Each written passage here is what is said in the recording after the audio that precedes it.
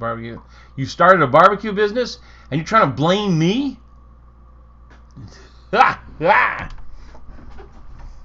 Well, stay in touch. Let me know how it goes.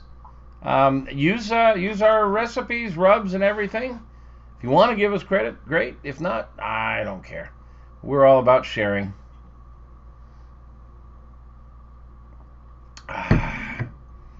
Oh, that's lovely. Drinking a nice German Riesling tonight. Inexpensive one. Darren Wilson just got the Hasty Baked Gourmet and hooked it up to the Ultra Q. Hasty Baked Gourmet is one awesome machine. I had one until I upgraded to the Hasty Baked 357, but this is a really cool machine. It's a charcoal grill with a charcoal bed. It's rectangular, so you got a lot of surface area. It's not round. Round kind of confines you. You know, it's hard to get a lot of ribs and stuff on there. And don't get me wrong, I love my Weber kettle.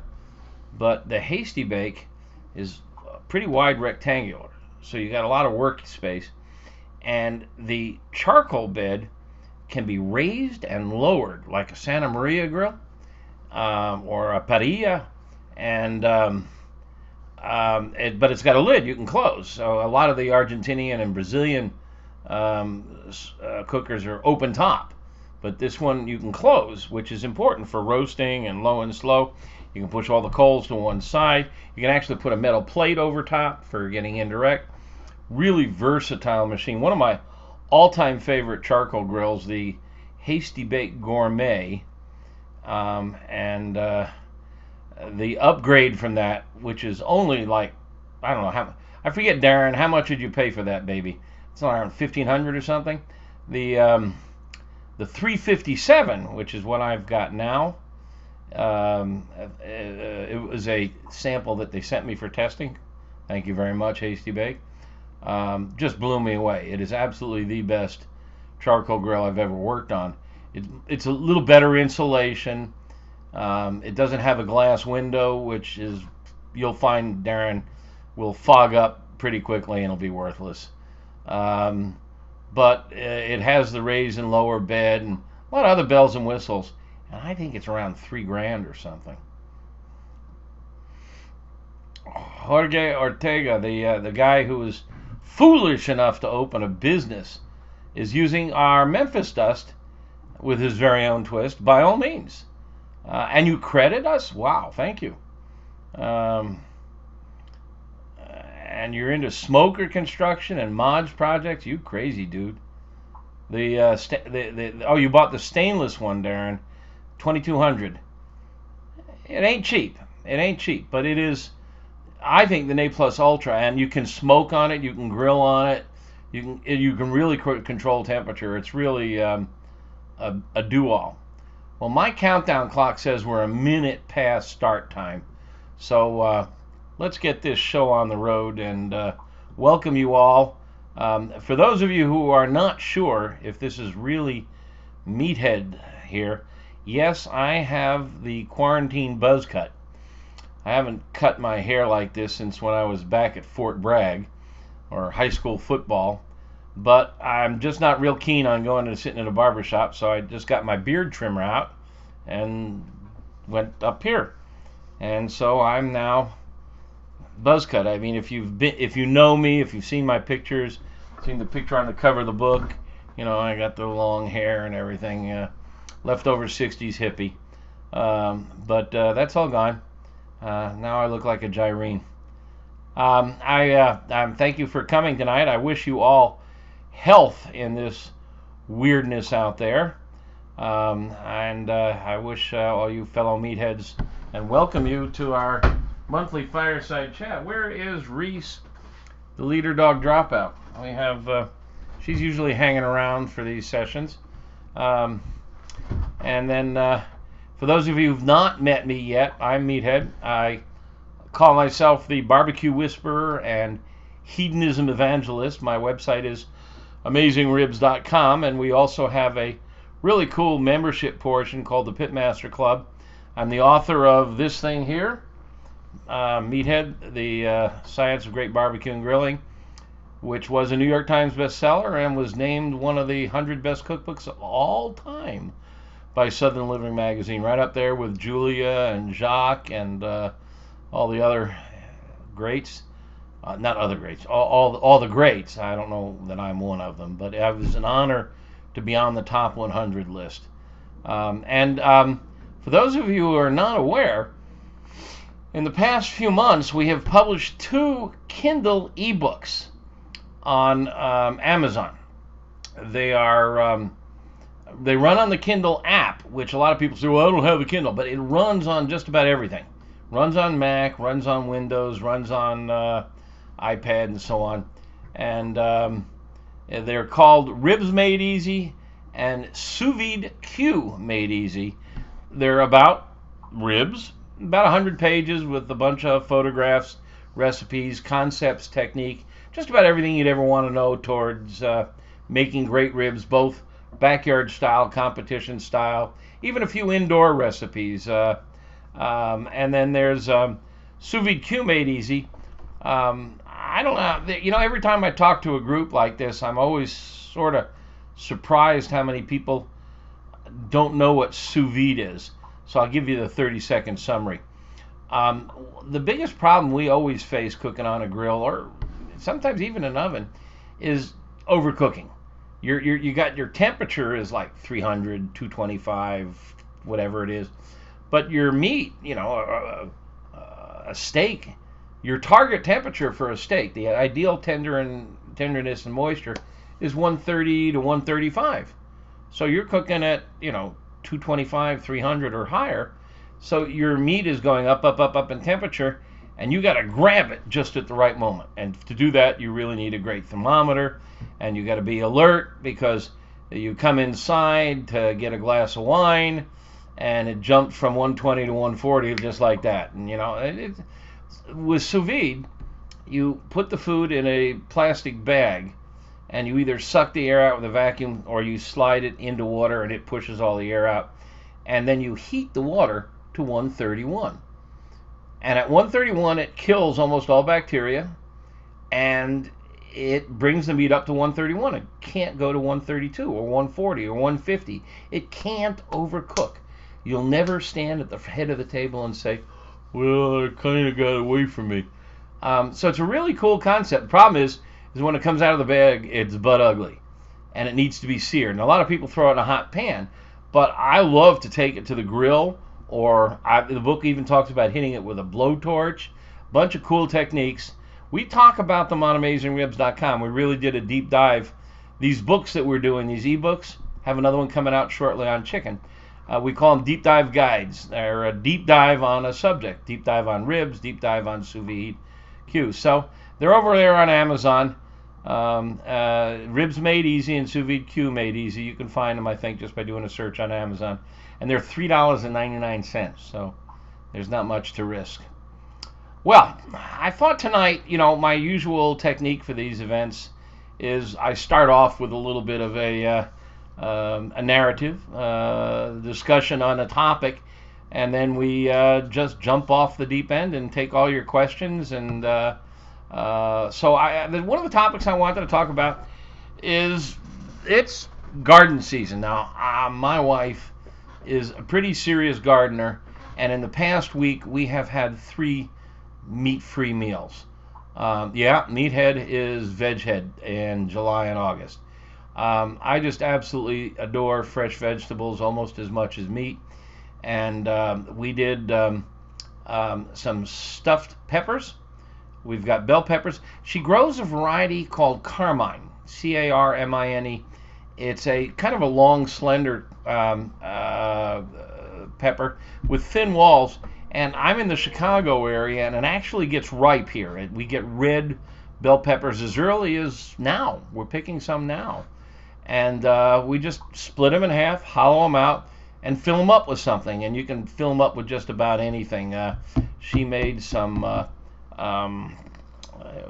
bulgur wheat, and we mixed in some onions and some minced carrots and some apples and poured some tomato sauce and topped it off with cheese and tossed it on the grill and baked it. And wow, they were just fantastic. And then tonight, eggplant parmesan, which she did the old-fashioned way, although she doesn't fry them anymore. But I got to tell you, one of the best recipes on AmazingRibs.com is my recipe for eggplant parmesan on the grill. And the technique is really cool. You start with Roma tomatoes, or any of these kind of egg-shaped tomatoes. They're more meat than they are juice, and that's what you want, a very meaty tomato. And you just split them in half, and you got to clean your grill surface really good, but you do that all the time anyhow, don't you? You don't want grease on your food. So you clean your surface really good, and then you put your eggplants right over flame, right over heat, direct heat, and you char them a bit, both sides. Get a little black on it, doesn't matter, not a lot, some grill marks. If you flip them over and get the skin side down, after you're done, the skin should just peel right off. You should be able to pop it off with your fingers. And then you just throw it in a bowl and chop it up, or if you want, in a blender, and throw in some of your Italian spices or herbs, oregano, thyme, whatever, and a little salt, and you have one awesome fire roasted tomato sauce. And a lot cheaper than what you buy in the grocery store in a can. And if you don't grow them yourself, as we do, you can get them at the farmers markets if there's one near you, or grocery stores now are carrying actual real tomatoes instead of pink rocks. So that's your tomato sauce.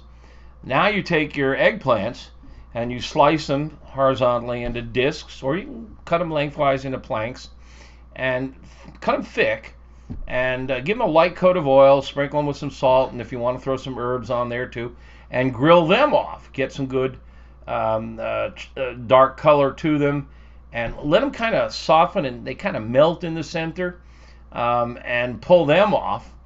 Top them with that tomato sauce, then put some really good cheese on top. I mean, mozzarella is the classic. And if you can get a really fresh buffalo mozzarella, you can put that on there. And if you've got a gas grill with a rotisserie burner, the rotisserie burner on a gas grill is an infrared burner. It's usually against the back. Mine has the infrared burner above, which is great because I can broil, and that's what I do.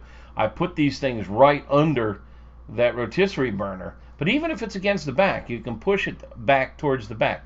If you don't have that, if you're just working, say, with a charcoal grill or something, you just put the lid on until the cheese melts. Now, it'll work faster if you've got, you can take like a metal mixing bowl and put it over the top so that the heat really builds up in there and melts the cheese. And you can even get the cheese golden. And I like to sprinkle a little smoked paprika, and I smoke my own paprika. We take these carmine varieties, which we dry. You can dry them in the oven at a very low temperature. You got to watch them because they go from dry to cooked in a very short order. But if you put them in the oven at a very low temperature, or if you have a dehydrator, or you can even do it on the smoker, which I do, very low temperature on the smoker, you get dry smoked paprika. And it's the most wonderful, the carmine variety, it makes the most wonderful, and you're not going to find it in the store. It's just starting to catch on in popularity among gardeners. But any sweet red bell pepper you can dehydrate and smoke and then grind and make paprika. And it's just wonderful, and it's really fresh. Paprika loses its freshness when you buy that jar of McCormick's paprika. If you do it in a smoker or a grill that you've set up to be able to smoke, you sprinkle some of that on top of your eggplant parm. And I've got a video of this whole process. Just go to AmazingRibs.com and in the search box, search for eggplant parmesan. And there's a whole video and the recipe. It's really wonderful. And at this time of year, you don't have to eat meat every night when you've got all these one. And eggplant is kind of meaty actually. And if you want to throw some mushrooms in there, you can do that. A lot of fun, absolutely a lot of fun. Here's another one we love to do, and if you've got kids, you're going to want to do this for them. If you're growing zucchinis Or if your neighbor is growing zucchinis, you know what happens. You go out and you look at the garden and they're perfect, maybe a little on the small side, and you figure I'll let them go another day. And you go out there the next day and they're the size of baseball bats. And what happened last night is your neighbor decided to get rid of it and left it on your doorstep around midnight and ran. Don't throw them out. These big baseball bat sized zucchinis can be wonderful if you do them right. What I like to do is I like to chop off the ends, and then I split them in half lengthwise and scoop out the pulpy center where all the seeds are. And get rid of all that soft pulpy stuff so there's nothing but the meat. And it can be a 1/2 inch to 3/4 inch thick of meat. And I throw them on the grill and begin to cook them so that they're not raw anymore. They're soft. When you pick it up, it's sort of floppy. And then you turn it over and cook it a little further on the backside. And then I fill that canoe that I've hollowed out with whatever I would put on a pizza. Ground meat, sausage. Want to go vegetarian? Just put onions, mushrooms, tomato sauce. Top it with cheese. Just treat it like you would a pizza.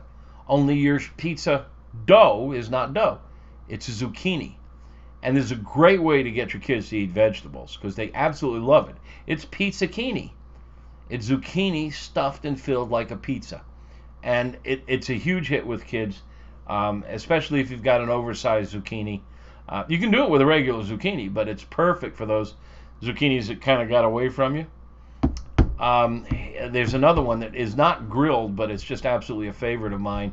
Go to the website. Again, we have a recipe for Thai cucumbers. If you've ever eaten in a Thai restaurant, you know that they often serve a small portion of cucumbers, and they're sweet sour, and the secret to them is they use Thai basil. And it's a variety of basil, but it's different than your Italian basil. And it's really absolutely brilliant. I much prefer it to regular basil. And again, we grow it, but if you're not growing it, you should be able to find it at a farmer's market or maybe even a better grocery. And it's a sweet sour. It's got rice vinegar, a little sugar. I chop up some hot peppers, a pinch of salt. I think I may have said sugar, but a little pinch of sugar or so. And chiffonade, you basically just take your basil and roll it up like a cigar and cut it into strips and throw that in there. And it really doesn't need to marinate long. I mean, a half hour is enough to really get the flavor into them. There's no grilling or anything involved, but they're a great side dish for anything off the grill, for a steak or something. That sweet tart, wonderful. It's garden season, it's vegetable season, and it's time to take advantage and have fun. There's more vegetarian stuff or vegetable stuff on the website. You can just search. I think we have a whole page with links to all our vegetable stuff. So, all right, well, that's just a couple of thoughts here. Why don't I've got a long string of people here. Let's see if we can get some questions and answer some questions. Looks like everybody can hear me.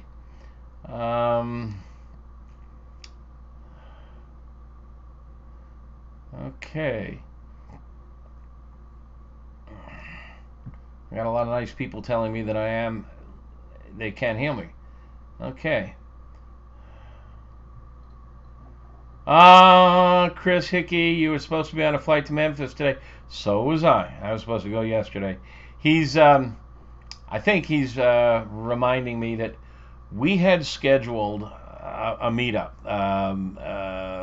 We were, there's just no big old barbecue party for you guys.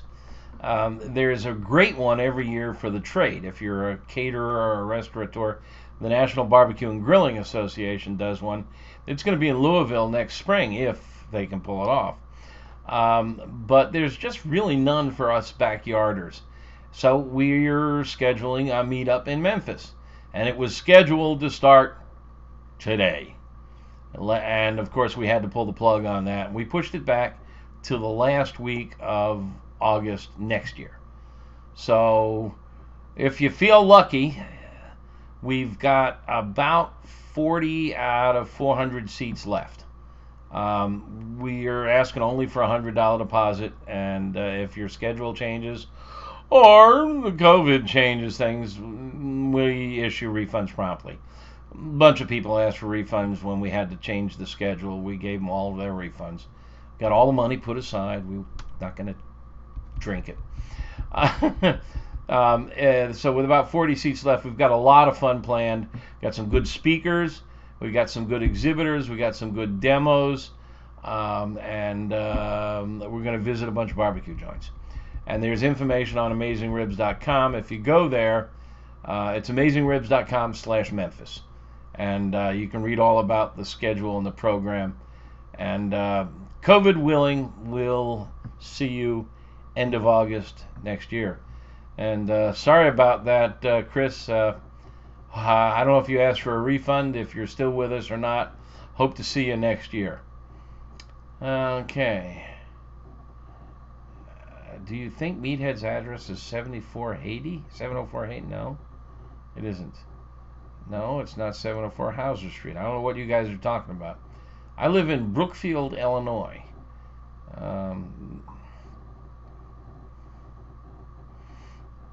Kevin is doing the Kevin Helms Lindo. Same presentation as last year for the summit. I'm going to do similar, but I somehow or other got compressed last year, so I'll do the full presentation that I never really got to give last year. This I should give a plug to this. There's an event called the Sous-Vide Summit, and it's coming up in a couple of weeks. It's going to be a virtual, digital, online summit. Just Google Sous-Vide Summit, and they've priced it very reasonably for a conference. It was scheduled to be a live face-to-face conference, but they've got some really hotshot sous vide experts coming on. And I went last year to the conference in Delaware, and it was really cool. I learned all kinds of stuff, including how to make limoncello with sous vide in 2 hours. My wife makes limoncello. She made some this month. It takes weeks to age. And using sous vide, it takes 2 hours. All kinds of really cool stuff. If you haven't played with sous vide, you might want to think about coming to this summit and learning about it. They've got people from France, from all over, and I will be speaking on Sous Vide Q. And I'll do my full presentation, the one I didn't get to do last year. Tim Harkness is cooking up ribeyes on the Weber. Did you bring some for everybody, Smarty? You remember what your teacher used to say when you were munching in the classroom? Did you bring enough food for everybody?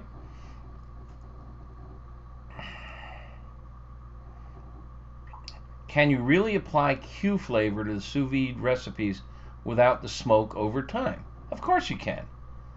Don't get me started. I'll do a very brief. I absolutely detest people who try to define barbecue and grilling, and they're different. Please, somebody out there, tell me a definition of barbecue and a definition of grilling, and I'll rip it to shreds in 5 minutes. There's very little difference. The borderline between the two is infinitesimally small. You can't make a clear definition. Anything that involves fire and smoke, as far as I'm concerned, is barbecue. And I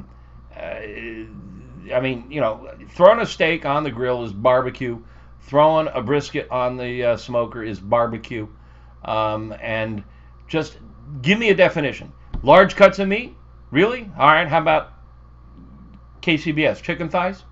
Is that not barbecue? Kansas City Barbecue Society, they're the ultimate. I mean, no, I'm not going to go down that path. Go to AmazingRibs.com, look up the page, definition of barbecue, and I'll give you the definition, the real definition.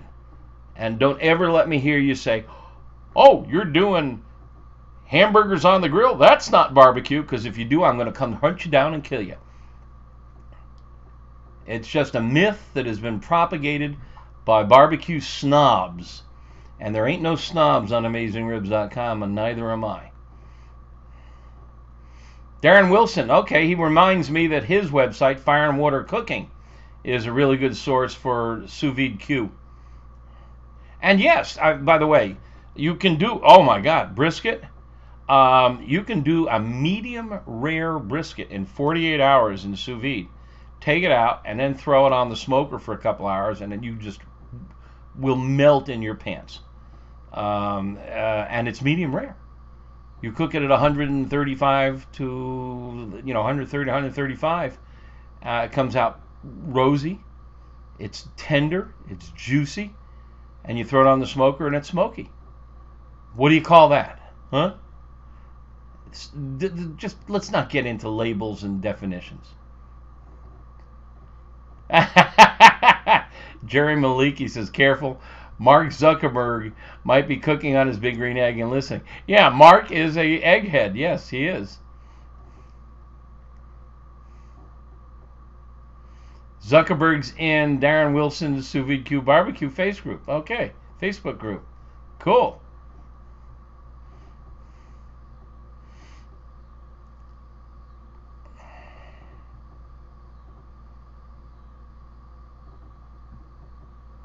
Okay, here's Jim Walsh. He says he tried Sous Vide Q pork shoulder and he wasn't too thrilled with it.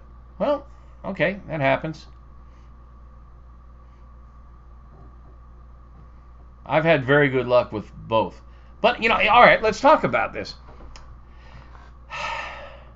The thing that sous vide does really well is it makes tough cuts tender. Same thing as barbecue, low and slow.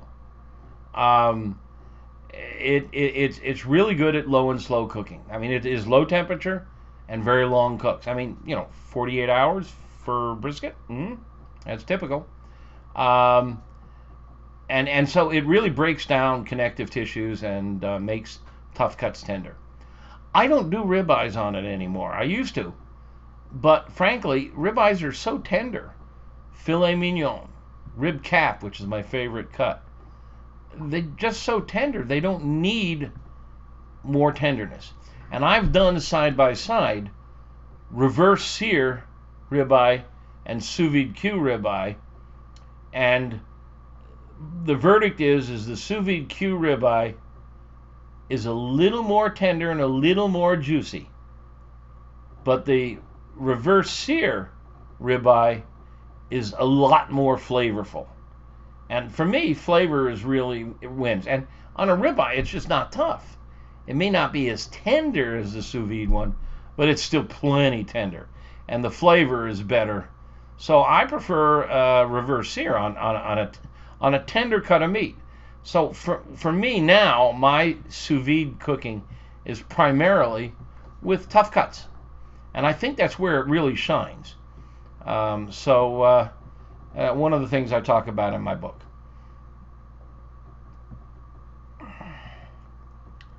I'm not sure what you're referring to, Jim Walsh, about Kenji's method suggests this. In fact, not sure what this is, but.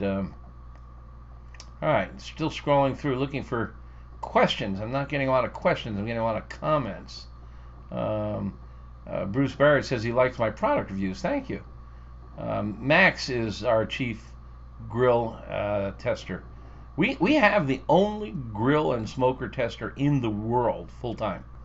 I mean, that's what he does full time. He's got a better job than me.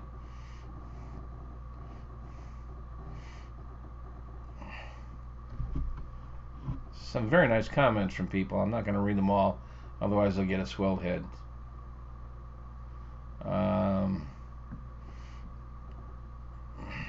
Greece. Elsa Moo from Greece. You've read my book. Oh my goodness. How nice of you.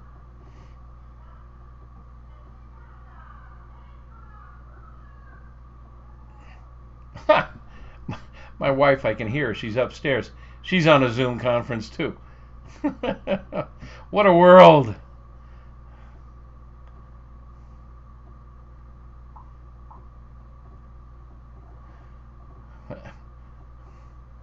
Okay. I'm still scrolling through here looking for... Come on, guys. Hit me with some tough questions. What are your problems? What are the things you want me to help you solve or work your way through?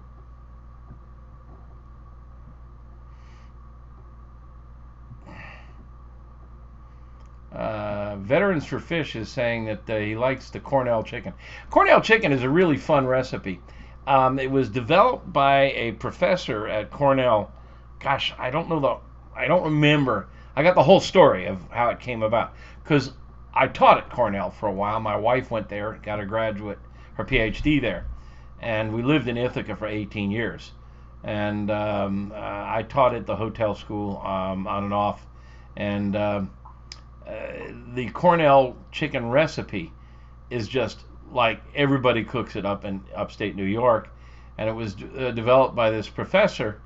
And basically it's a marinade which is sort of like a very watery, runny mayonnaise.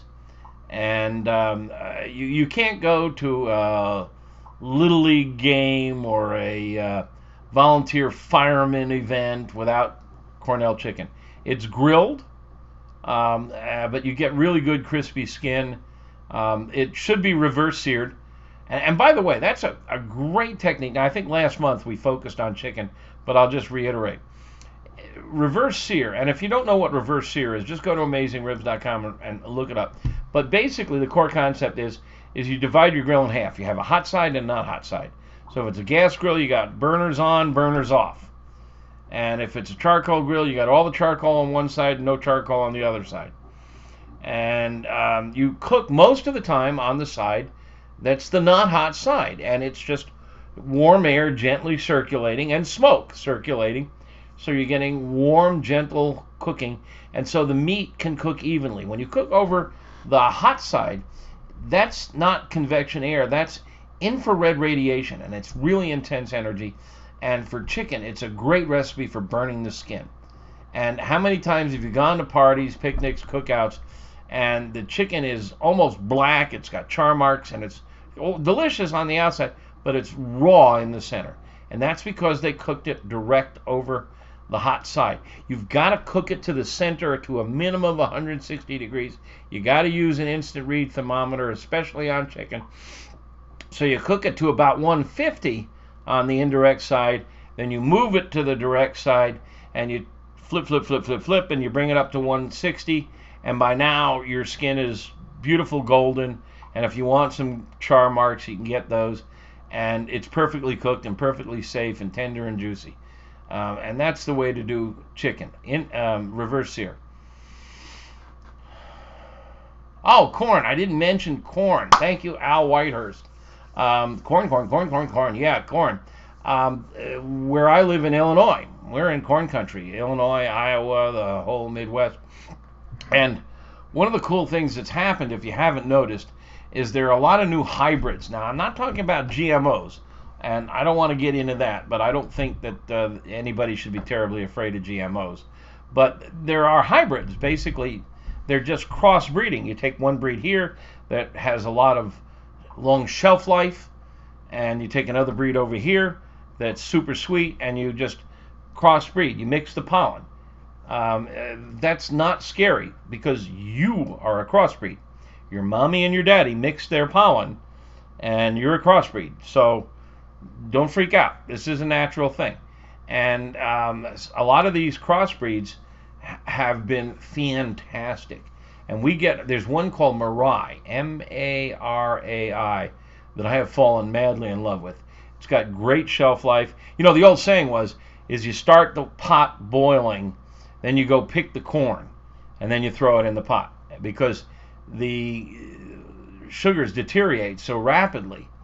And so you just want to go right from the field to the pot.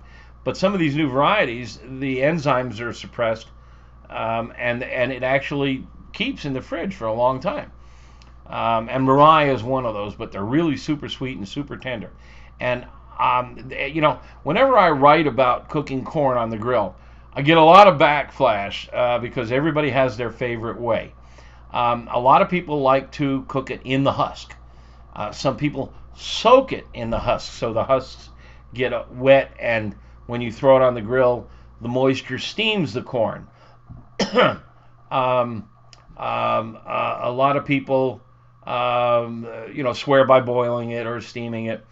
I like what happens to the sugars when they are exposed to direct heat.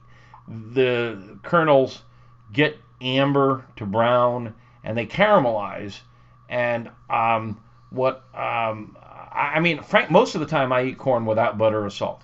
If I've got a good ear of corn, I'm just eating it butt naked. I mean, not me, the corn.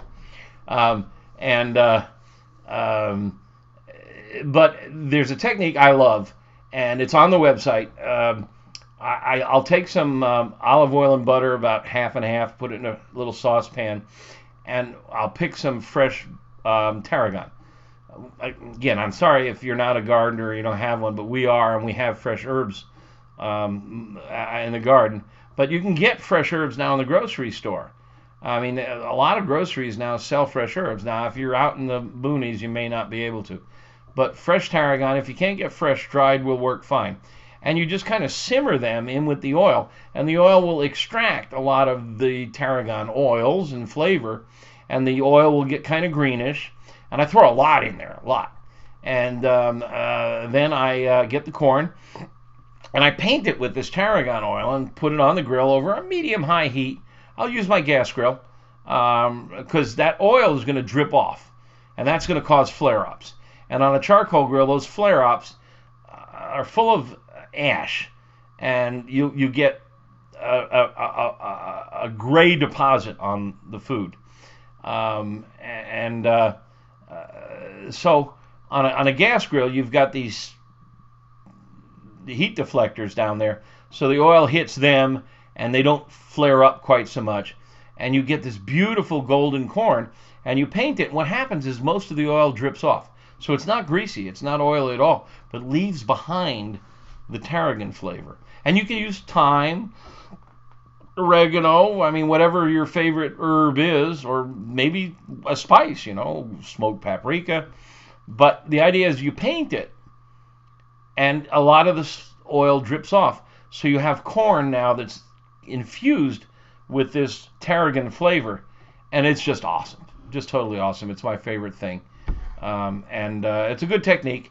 If you do them in the husk, the problem is you're just steaming it. You could do that indoors. I mean, I know the husk will often catch fire and blacken, but you don't get a lot of grill flavor. You can get that grill flavor and the caramelization from the direct heat if you take the husks off. Mike LaCharite is here. Mike, I hope you heard me plugging the Sous-Vide Summit. Mike LaCharite is the guy that's running the Sous-Vide Summit. And he says he loves eggplant parm. He's going to check it out. That's cool. Welcome, Mike. Mike is here. Darren's here. We got a bunch of sous-viders here. I'm not going to dwell on it. We've already talked about it. I don't know if you're here to hear me talk about it, but it's a lot of fun to combine with grilling. And I've had a lot of fun with it. And this little ebook I did on sous vide for $3.99, Sous Vide Q Made Easy. Check it out. If you're a member of the Pitmaster Club, you get it free. It's in the Pitmaster Club. It's not an ebook that you download. It's what they call a flip book. It's on your screen, and it flipped. You can read it right there.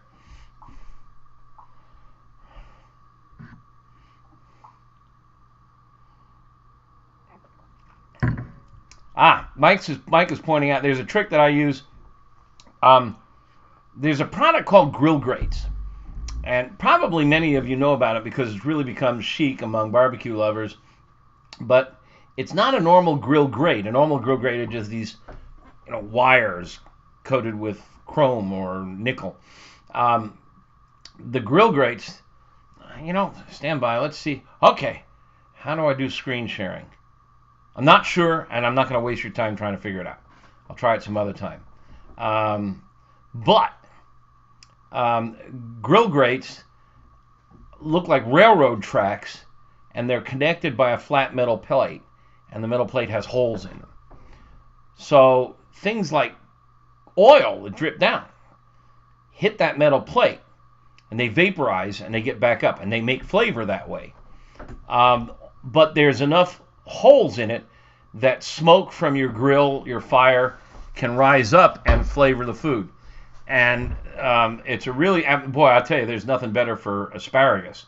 Because how many times have you cooked asparagus on the grill and half of them commit suicide jumping into the fire. This can't happen with this. It's called grill grates, one word. I have a whole article about this thing. By the way, I just want to get something clear. On Facebook and a couple other places, we often tell people about products we love. We are not sponsored by anybody. We don't take any kind of... We do have advertising. I have a third party. I've never met her face to face who does the ad placements. I don't know who places ads on the website because I'm a member of the Pitmaster Club, and if you're a member of the Pitmaster Club, we block ads so you don't see them. I have no idea who advertises on our site, and I don't care. I'm an old guard journalism major from college, and advertising and editorial are separate. I don't get paid to endorse. I have never accepted a nickel to endorse. So when I'm sitting here talking about grill grates, it's because I love them. And Thermopen and other products, and we recommend products we love, not for money. So I'm sorry about that, but I occasionally hear people say, well, we know who paid for your meals this week on Facebook. You know, there's a lot of jerks out there. Not true. Okay, let's see. Darren says, don't get Meathead started. Yeah, you're right, man. I said one of these things. I said, don't get me up on my soapbox. And somebody said, what's that mean? It's an old-fashioned example. Old-time orators, politicians would stand on a soapbox in the square and preach it. And it's an old expression that a lot of young people don't know about. So in any case, Mike is talking about the turkey technique. So you get these grill grates, which have these valleys between the rails, and you take pellets or chips, I use pellets mostly, and you throw them in the valleys, and they get hot enough to smoke. And now they're just like 1/8 of an inch below the food. So this is a great technique for something that you're cooking fast, like fish fillets. Fish fillets cook very quickly. You don't throw them on the grill for a half hour, an hour. You know, a fish fillet is going to be done in 15 minutes. Flip, 125 to 130 degrees, off they come. Well, turkey breast in particular, turkey, you know, everybody talks about brisket like it's the world's hardest meat to cook. Turkey breast is the hardest meat to cook. I mean, if you overcook turkey breast, it's cardboard.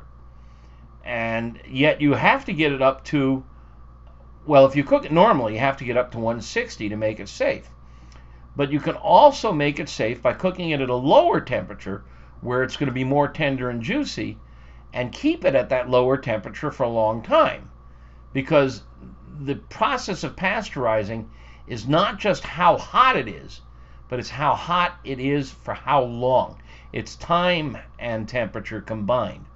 And so, where, you know, you can kill all bacteria in 7 seconds at 165, and it takes about a minute at 160, and maybe, I don't know the exact numbers here, I'm just going to guesstimate, 5 minutes at 155, 20 minutes at 150, 30 minutes at 140, or an hour at 140, whatever. But that's where sous vide is wonderful. You could take a turkey breast and cook it at 150 for 2-3 hours, and it'll be pasteurized. It'll be safe. There's no bugs left.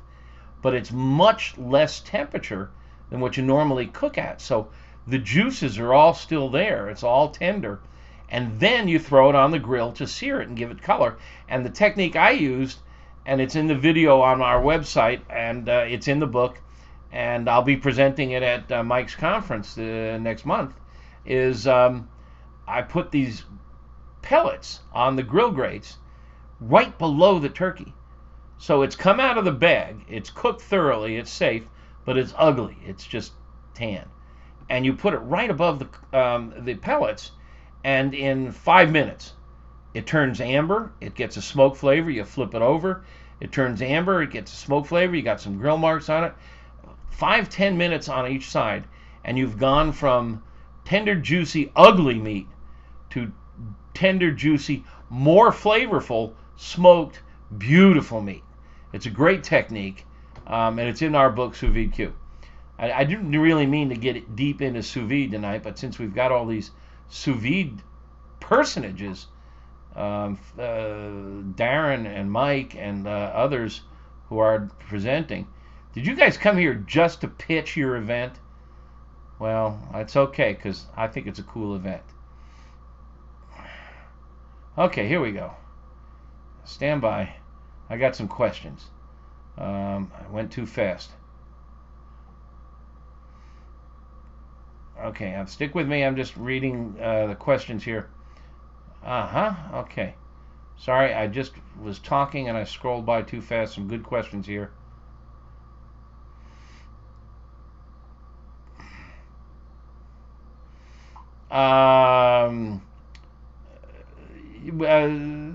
Gary Bluin is Bluin just read and watched the review of the Hasty Bake and the PK. We give both 360 platinum medals, but they're very vastly different in price.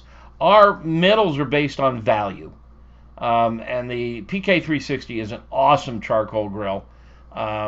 We absolutely adore it. It's not as versatile and powerful and cool as the Hasty Bake, and it's also, I think you could buy 6 of them for the price of one Hasty Bake.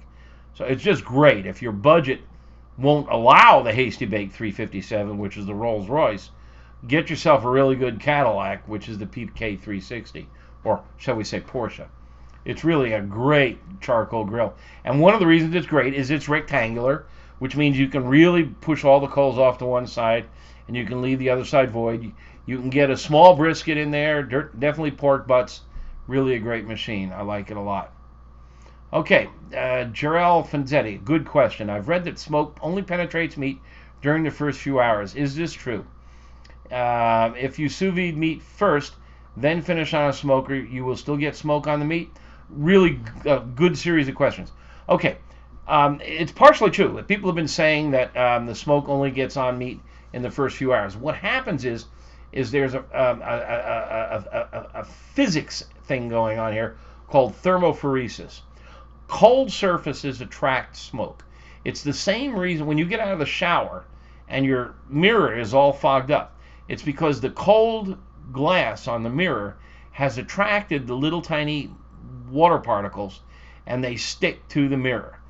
And if you take meat out of the fridge and put it on the grill, cold, don't leave it sit around at room temp like everybody tells you to. Cold, put it on your grill or your smoker. It will attract and hold more smoke. So, as the meat warms up, it's less cold, and it's attracting and holding less smoke. So, yes, for the first few hours that you're cooking, it will attract and hold more smoke than when it's already warm. Now, you can help it by moisturing the surface. Smoke is a very complex solution. It's got water droplets in it, it's got gases in it, and it's got little tiny particles in it too. And they can stick to the surface. Or they can bounce off. Just like bugs will either hit your windshield and stick, or they'll come close to the windshield, they'll hit the air bubble that's in front of your windshield and go over the top. And there's an air bubble around the meat. And it's a cool air bubble because the meat is colder than the air outside. So the smoke can come up and it will often flow around the meat without contacting it. But some of it will contact it, like the bugs on the windshield. And one of the ways to make it stick is to keep the meat moist. So spritzing it or mopping it will keep the meat moist and will attract a little more smoke if you want more smoke flavor. But keep in mind, you're cooling the surface. So in cooling the surface, you're cooling the meat. So you're prolonging the cook.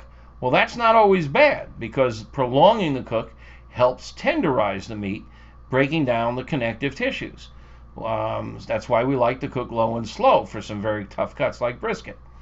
So, you take the meat out of the fridge, put your rub on it, salt it the day before or hours before, then put your rub on. It doesn't matter when you put the rub on, because rub can't penetrate. Molecules are too large. Salt can penetrate. None of the other stuff can. And then throw it on the grill or the smoker And it will take on smoke while it's cold. It will take on less smoke when it warms up. And if you keep the surface moist, it'll take on even more smoke if that's what you want. You may not want a lot of smoke, you know. There is such a thing as too much smoke. And it, has to do with what kind of smoke. Using hickory, that's a very strong flavor. Mesquite, very strong flavor. So a lot of variables. You got to master your own machine. Okay, there was okay. Now for sous vide cube, I know a lot of people like to smoke it first, then put it in the bag. I've done a lot of testing on this. It helps only very slightly. What it does is, because it's cold meat, you're going to get a smoke ring. If you just sous vide it and then you go to the smoker, you won't get a smoke ring because the meat's already warm. And so the smoke ring comes from, and it's already cooked. The smoke ring comes from the myoglobin, which is a protein in the meat, which is pink, remaining pink because of the gases, usually nitric oxide, and some carbon monoxide, and it preserves the pink color. Again, I talk all about this in both my book and on AmazingRibs.com. I explain all this stuff. But if you smoke after, which is my preference, you can smoke before, and it's okay. It works a little bit. I don't think it adds a lot. And I've done side-by-side taste tests, and I once won a wine tasting championship. Now I'm probably not as good as I was then, but I was really pressed to tell a difference. But I do think smoking after helps. And what a lot of the sous vide guys say is important, and I agree with them, is that after you're done sous viding, it helps to chill it down. Now, you chill it down, then you bring it back out, you throw it on the smoker. Now you got cold, wet surface, smoke's going to stick. You're not going to get a smoke ring, but you're going to get a good smoke flavor. Okay. What temps would you wrap and unwrap ribs? Good question. For those of you who don't know what he's talking about, a lot of people will cook ribs just by throwing it on a smoker or indirect side of a grill, and baby backs 3 to 4 hours, spare ribs in St. Louis cut 5 to 6 hours at 225, and you just let it roll, and that's perfectly fine. You get a great bark that way, and they're wonderful. But there's a step that people take often that helps tenderize the meat, and that's called the Texas Crutch, and they wrap it with aluminum foil or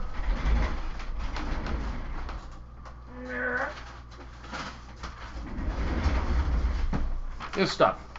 It's a pink butcher paper, and the wrapping, the wrapping of it prevents evaporation. Evaporation cools the meat. If the meat is cooling, it takes longer to cook. So wrapping it speeds the cooking. Also, it sort of steams it and braises it and makes it a little more tender, a little more juicy. And there's a popular technique called 3-2-1. 3 hours naked in the smoke, 2 hours wrapped, 1 hour unwrapped. Don't do it. Nobody who knows how to do ribs does it. A lot of people do it. I think it's a mistake. 2 hours in the wrap is way too long. An hour in the wrap max. 45 minutes to an hour. So 3 hours, then an hour maybe at the most, and then an hour or two outside, and you'll get the best balance of flavors and tenderness and juiciness. So 3-1-1 or 3-1-2 or 4-1-1, you'll experiment and get your own vibe, but I think 2 hours is just too long in the wrap. When do I wrap is the question. Don't expect a direct answer from me. You ask me a question, I got to go over the hill and through the valley and around the trees to get to the answer. So the question was, when do I wrap? What happens is if you're cooking at a low temp, like 225 for ribs, pork butts, or brisket, you get a point where the evaporation is cooling it at the same rate that the warm air is heating it, and it sticks at a temperature. It's called the stall. And it can stick there for hours. And if you're doing things like a pork butt or a brisket, especially if you're a rookie, it can drive you nuts. Company is sitting there going, where's dinner, where's dinner? And you're stuck at 150 to 170 waiting for the meat to start warming again, and your target's 203. It's going to take hours. Wrapping it prevents the evaporation, so you plow right through the stall, and you don't get that. It doesn't stick at a temperature. I don't necessarily go by temperature or time. I go a lot by color. If the color looks like it's getting to where I like it, and there's no Mr. Science here. There's no real science to it. Generally, I try to wrap it before it goes into the stall. Otherwise, it can take forever. But for ribs, I would say I only wrap it about 50% of the time. Most of the time, I like a crunchy bark. So the surface is evaporating, that's cooling it. When the surface stops evaporating, the surface dries out, then it continues to heat up. Well, when the surface dries out, you get what's called bark. And bark is dried meat. It's like jerky. And I really like that on ribs. Now, not everybody does. A lot of people want their ribs really soft and tender. Wrapping will give you more soft and more tender. So it's a trade-off. And I frequently, now my wife you really like your bark, don't you? I do, but she doesn't like it as much. So I've been wrapping more lately. That's why I've been married for 45 years. Okay. What's the best way to tenderize thick meat, asks Nathan Snyder. Well, it really has to do with the cut. But let's just say we're talking about beef, and a typical thick cut, like brisket, is low temperature cooking. What makes meat tough is connective tissue. There's fibers, and each fiber is wrapped in a connective tissue. And then they're connected together, and they're bundled with connective tissue. And these connective tissues are very tough and chewy. And if you cook them at a low temperature long enough, those connective tissues gelatinize. You get collagen and then gelatin. And now you've got rich and unctuous flavors, which is why a medium rare steak, a ribeye, which is a very tender cut, is done at 130 to 135 degrees. But brisket is not done till 200, 203 degrees. Now, sous vide is a technique that you might consider. You can buy sous vide machines. It's that little heater that warms the water. They're down around $100 now. I don't know what the price of a Joule is. That's my favorite. But I think it's, $150 or something like that. You don't use it a lot. I mean, I have a crock pot. I don't use it a lot, but there are times when it comes in handy. And I like the sous vide for tough cuts like brisket. It's really a great way to make brisket tender, and then you throw it on the smoker. So if you're dealing with a beef rump, which is tough, you don't want to overcook it. That's one thing for sure. If you get it up to 150, 155, it's drying out, and it's going to be tough. So you want to shoot for that 130 to 135 temp, which means you better damn well have a good digital thermometer. And, by the way, we have an electrical engineer at AmazingRibs.com who tests thermometers for us with special expensive equipment. We bought him to test how accurate it is and how fast it is. And he has tested about 200 different digital thermometers. So go there and pick one out. You can get a really good instant read for under $30. The Thermopop is one that we recommend highly. The Thermopen is $100, and it's the Porsche. But you want to make sure you don't overcook it. You want to cook it at a lower temperature, and you want to give it a chance to slowly warm. And then if it's a really tough cut like a rump cut, you need to cut it thin. And you got to cut across the grain. If you go to my article on flank steak, you'll see a picture that I did of somebody here. Here we go. And here we go. These are muscle fibers, right? It's a bundle of muscle fibers. If I try to, they're really tough to bite through them like that. But if I turn them like this, it's easier to bite through them. Same thing with a knife. If you try to cut them like this, they're going to be long and stringy. It's easier to bite through them this way. So you want to find the grain on your meat and slice it against the grain, across the grain, perpendicular to the grain. That will make it chew easier. Won't make the meat actually tenderer, but it'll make it chew easier.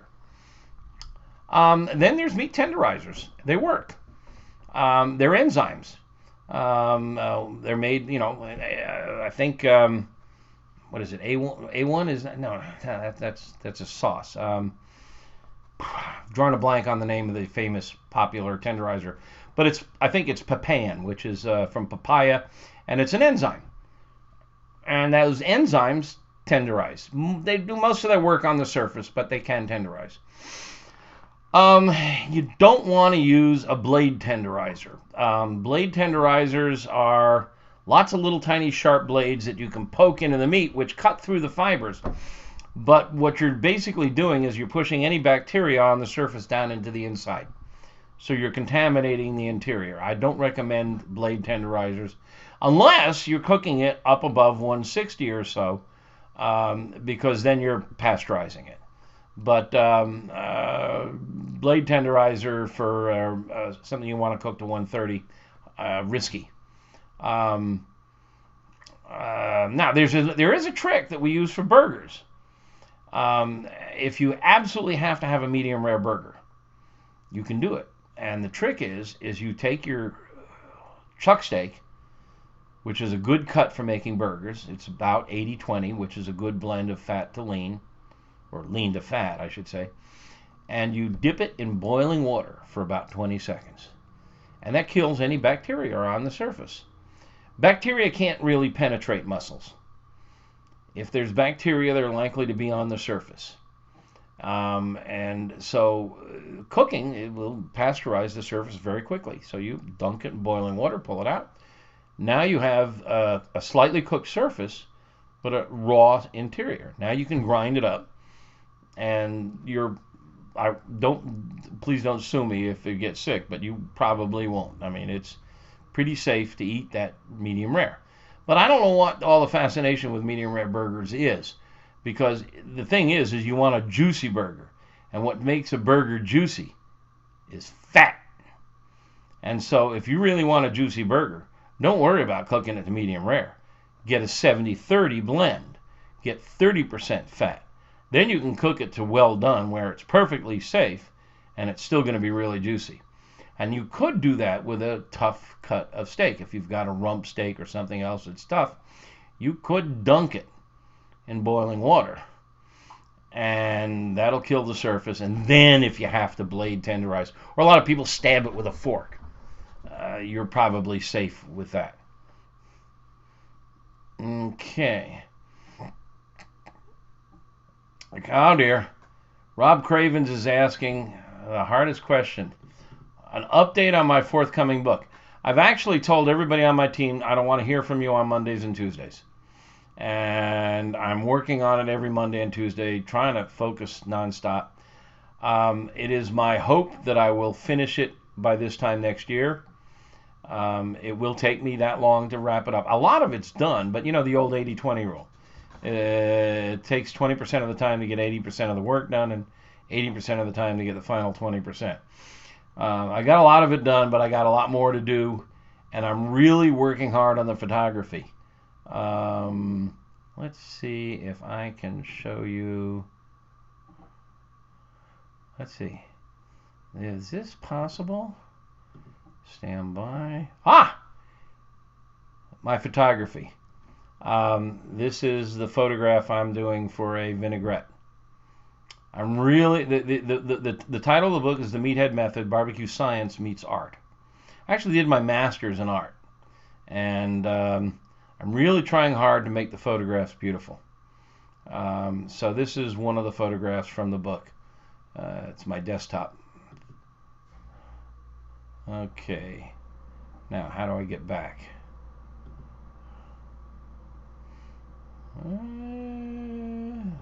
There we go. Okay, so it will come out spring 22, unless I screw up big time. Sorry about the multiple delays, but I'm going to do it my way. I'm not working with a major publisher, so I don't have their deadlines hanging over me. I did that once, and it just about killed me. Patrick Boyle asks, have I had any experience smoking jackfruit or any other vegetarian substitutes? I talked at the beginning of this session on the wonderful ways to cook eggplant and zucchini and other things. I've not cooked jackfruit, but I do have wonderful eggplant parmesan, and I talked about zucchini pizza. So I'm sorry if you weren't here. You go back, and after this is over, the recorded version will be on YouTube.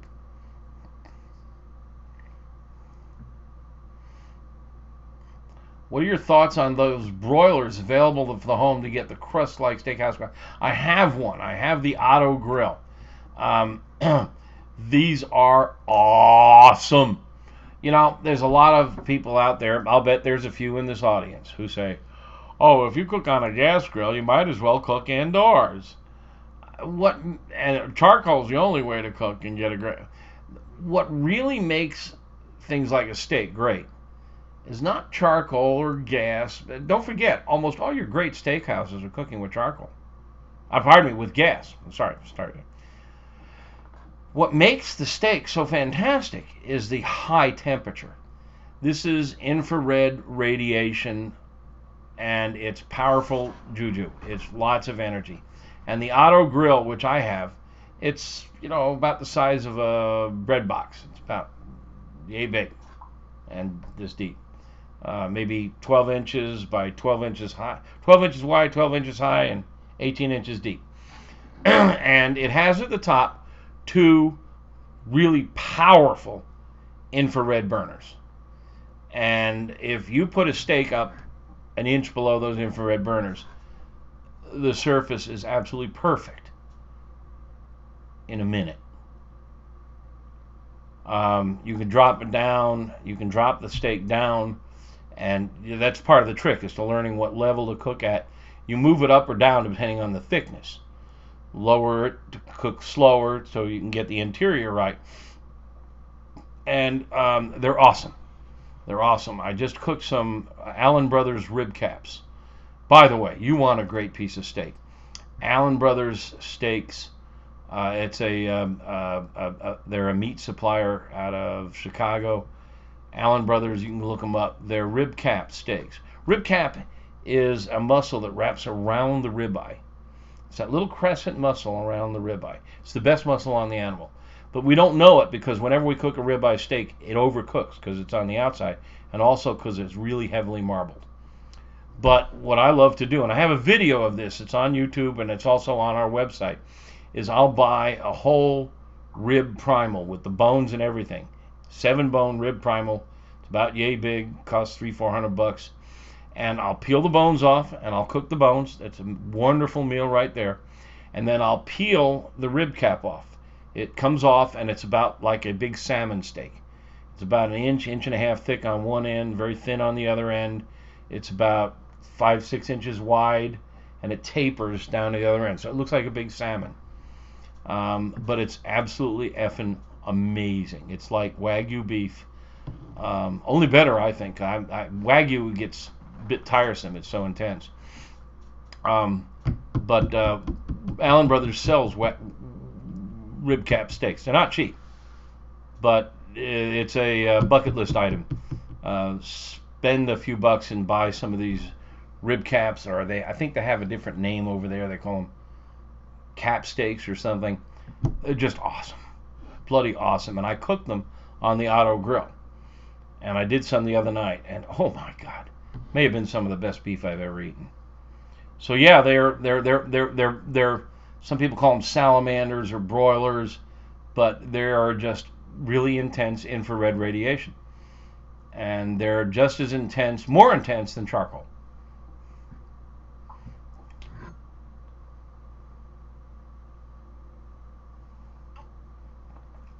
Patrick Powell, I know a potter who was interested in making Kamado grills to order.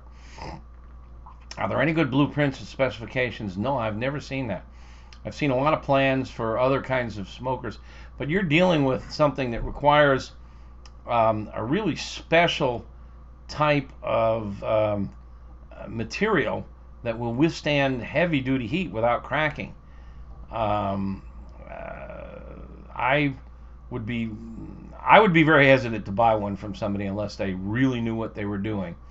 But if I was making them, the first thing I would do would be make it rectangular, not round. The problem with the round Kamados is you really can't set them up in a two-zone system, and that is absolutely essential in my book for a good grill. It's one of the reasons I love the PK360. It's rectangular, it's easy to set up in a two-zone system. Same thing with the Hasty Bake. You can do it with a Weber kettle or with a Big Green Egg. It's easier on the Weber kettle, but these round Kamados, it's really hard to divide it into a hot zone and a not hot zone because it tapers at the bottom and all your coals are focused in the center. So the first thing, and there is one. Oh God, I'm drawing a blank. Well, we have it on our website, but there is a kind of an oval-shaped Kamado that I love. I've cooked on it, and it's really nice, and I'll think of it before we're done.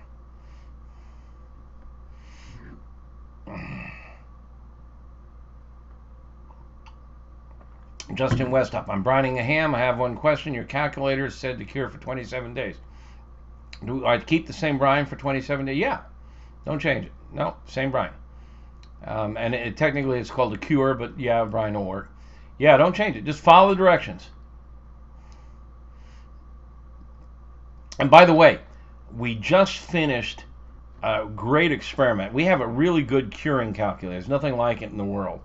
And when you can punch in the numbers, it'll tell you how long to cure and various other things. We are now building it into the recipe. We did it for the Canadian bacon, and it'll come live in the next few days.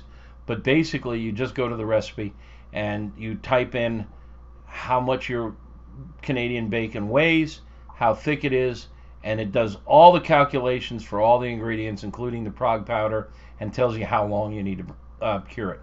And we're starting to do that. It's very complicated, but we're doing it for the bacon recipe next. Then we'll get ham and the others, all of our cured meats, corned beef and so on. And fairly soon they should all have the calculations built into the recipe, so it should be a lot easier. Jorge Ortega, I see your comment about the Masterbuilt Gravy Smoker Grill. Is he doing an update due? What is the final verdict? Final verdict is what's on the site now. It's being updated on a regular basis. Masterbuilt came up with a really clever concept, a charcoal grill / smoker that has the charcoal all stacked up in like a chute, and it feeds by gravity, and it's a really great concept, and it worked really well, and our guys gave it a really top rating. And then after using it for a few months, things started burning out and breaking. And I think it's the first time we've ever really significantly lowered the score on a product. We went from platinum to silver. He's been updating it. We are hearing the same thing from others who bought this machine. They're having the same problem. There's switches that are failing. It's a moving target.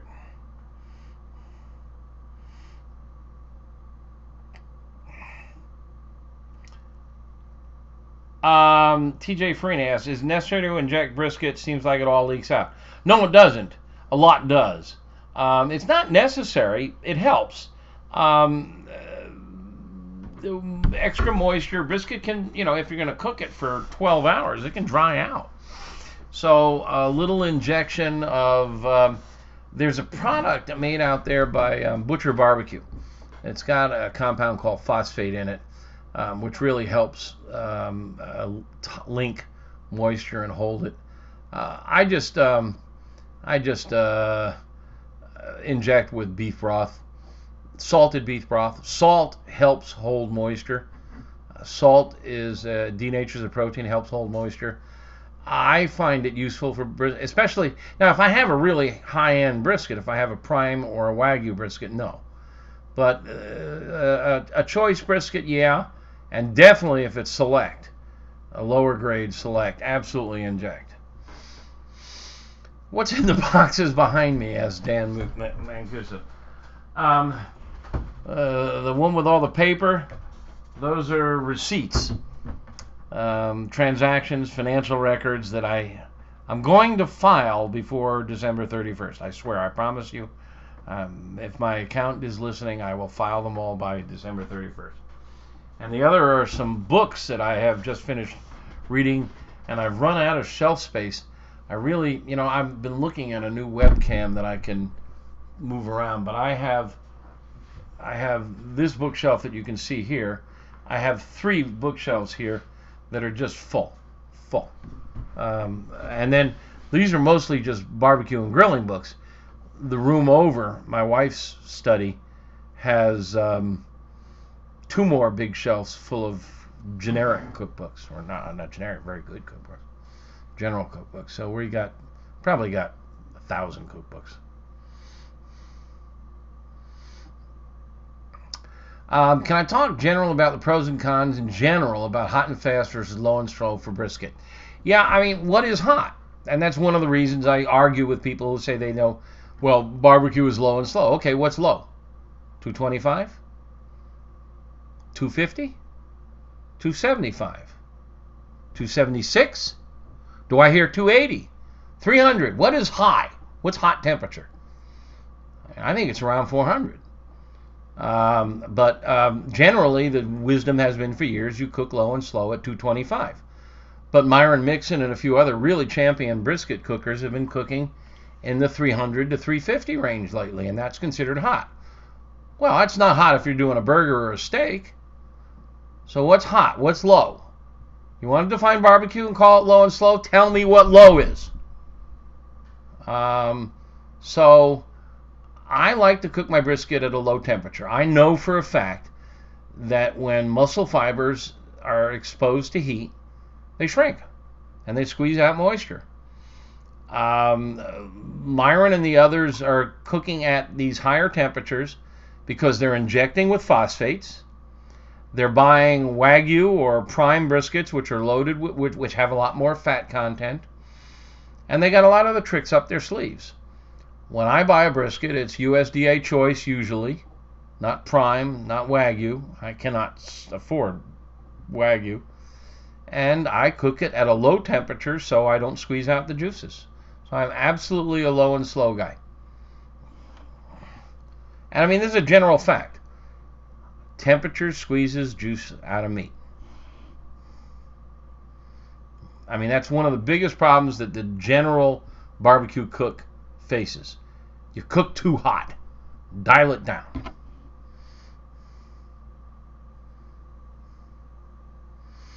Yeah, well, Melanie Waite says, I tried to follow your recipes, but I finally broke down and injected my brisket. Oh my God, what a difference. Well, you didn't follow my recipe.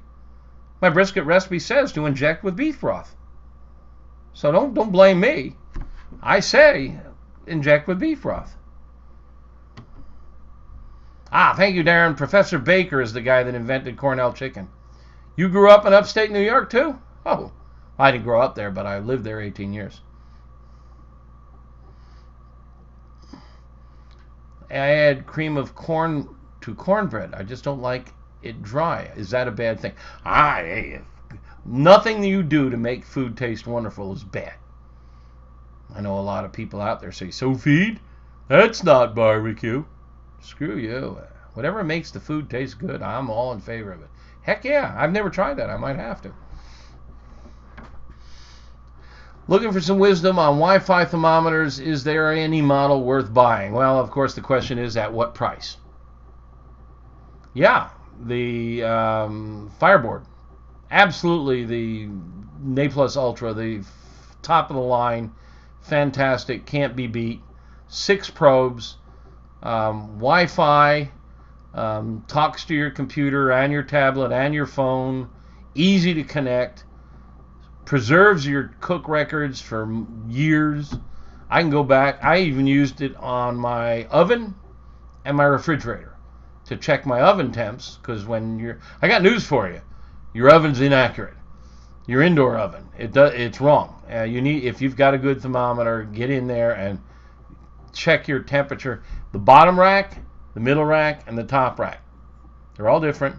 And when you set it for 320, when you set an oven or a pellet smoker or anything, the way thermostats work, say you set it for 225, it goes up to 250, it goes down to 220. It goes up to 250, it goes down to 220. It averages 225. But it only goes to 225 on the way up and down. This is called a sinusoidal wave. You got a sinus. And now on some ovens, it only goes up to 230 and down to 210, and up to 230 and down to 210. The wave length is shorter. On most pellet smokers, it's as little as 5 degrees. If you set it for 225, it'll go up to 230 and down to 220, and up to 230 and down to 220. Some of them, the better ones. But check your oven and check your fridge. We're having real problems with a brand new fridge. Things are freezing on the top shelf, and I've got it set for 40, and the rule is it should be under 40. It should be 38 or 39 for safety. And I've got it set for 40, and I picked an egg out of a hard-boiled egg that was hard as a baseball bat.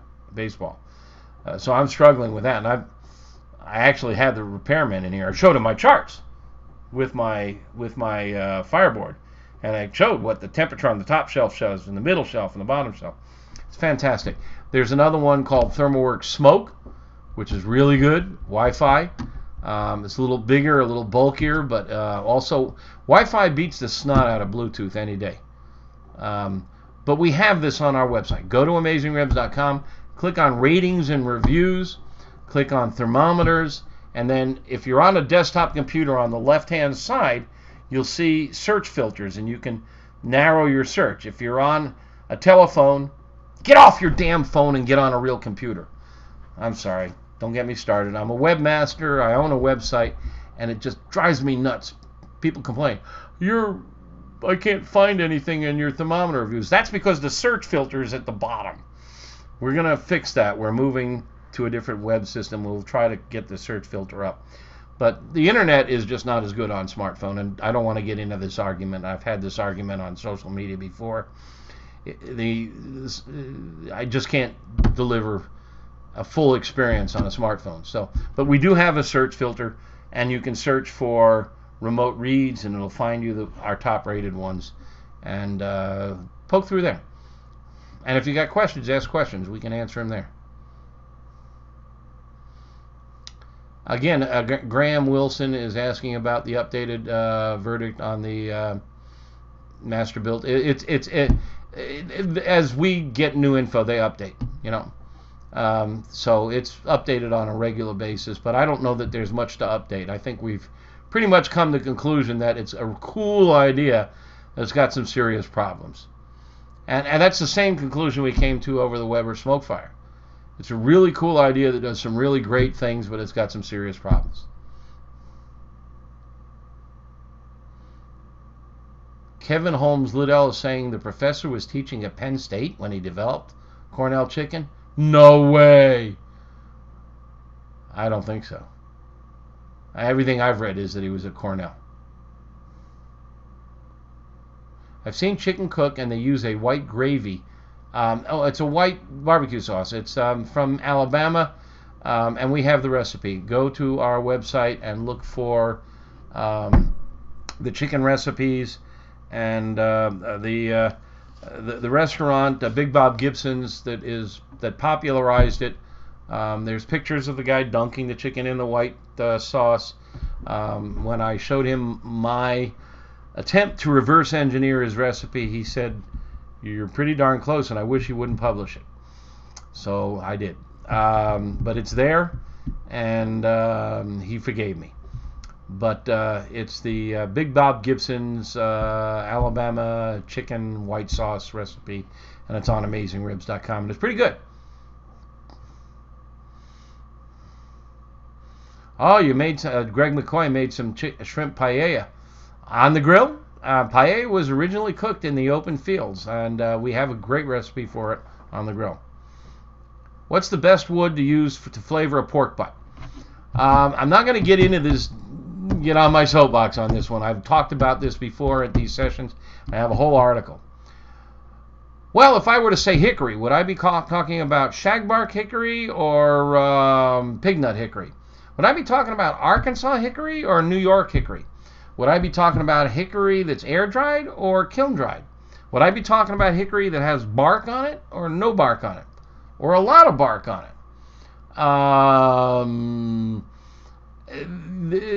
There's no answer to that question. We do know that hickory and mesquite are very strong flavors, tend to be, but and we don't know for sure when you buy a bag of hickory, it's not Appellation Contrôlée like a bottle of wine. We don't know that what's in that bag really is hickory. There's no regulation or regulator checking to make sure. And unless you can tell, it could be something else. It could be oak.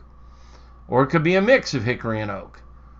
The answer is don't obsess over wood. What's far more important than the kind of wood you choose? Have you got good pork? Fresh pork is better than frozen. Not a lot, but it's better. Have you got a good rub? Did you salt it properly and salt it in advance so the salt has a chance to penetrate? Have you got temperature control over your cooker? Can you go to 225, hit 225, and stick pretty close to it? Have you got a good thermometer? Can you tell when it hits the stall and decide whether you want to wrap it or not? And if you wrap it, do you wrap it tight or do you leave it with holes in it so it can continue to evaporate? How much smoke? How much wood you put on the fire? Not the type of smoke, but the volume of smoke. Is the meat cold when it comes out of the fridge, or is it hot? Do you mop it or spritz it? All of these things are far more important than the wood you choose. Wood is just one instrument in the orchestra. And you have a whole orchestra of flavors to play with. And this one instrument is just a part of the orchestra. Yeah, it might have a solo piece here or there, but don't obsess over it. My advice always is pick one wood, buy enough that you can have a steady supply of it, and cook with this one wood only for a year. And get everything else under control. And when you have everything else under control, then come back in a year and try some other woods and experiment. Okay? Chris Coburn is saying he grew up eating Cornell chicken. Yeah.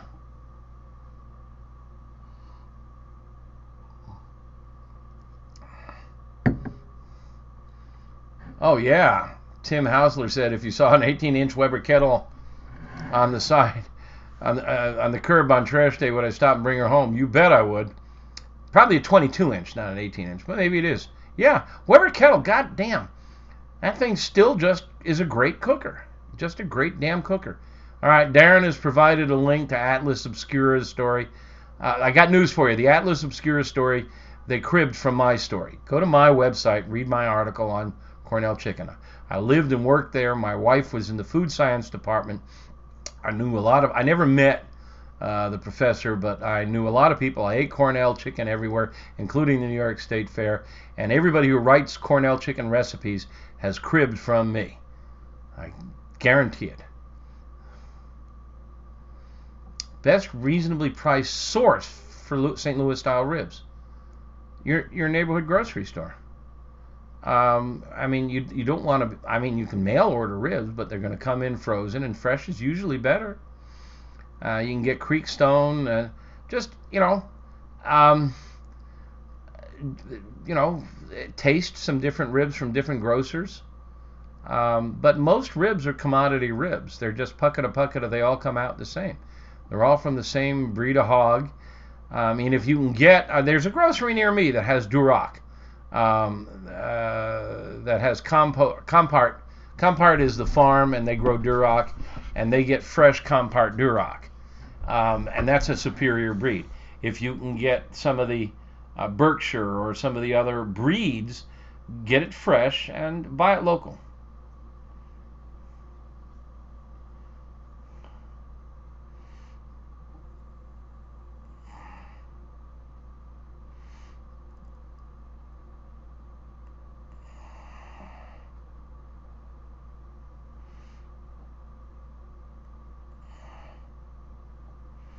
Why are some folks wrapping ribs in butcher paper and foil? Any good reason for having two layers? I have no idea why they're doing that. I mean, I just have no idea. Alan Steinkel, best corn ever is sous vide with butter and cilantro. Okay. Um, and there's somebody else here. People are chiming in with their favorite corn recipes. I told you, there's just no way I can win the war on corn. I like my technique. If you have a technique you really love, maybe try mine. I faced a recent problem. This is Jorge Ortega, who is the fool in Ecuador opening a restaurant. All of us say a prayer for Jorge. Jorge, I hope you don't mind me making fun of you. My dad, the old joke in this country is, how to make a small fortune in the restaurant business? Start with a large fortune and open a restaurant. I recently faced a problem with a brisket point. In Ecuador, it's difficult to find the packer whole cut brisket. You find only the point. I smoked it at 225, 250 until it hits 201. Used the Texas Crutch. When I cut it, the bottom part that was dry and the top was juicy. It doesn't pass the finger test. Do this. What could happen? Gee, you and I'd have to play 20 questions, and we don't need to take up everybody's time on this. Come to AmazingRibs.com. Go to the brisket page. Post this question. And I and my team, I've got a team of, a lot of websites have moderators, and they're all volunteers. They do it for the glory. We actually pay our moderators. They know their stuff. We'll all jump in there and see if we can.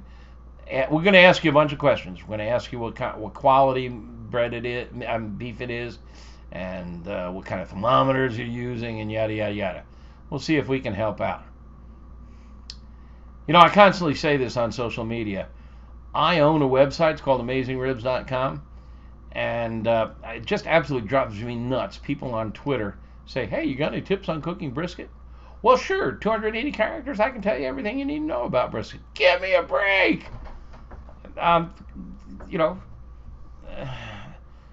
that question on my site, not Dorsey's site.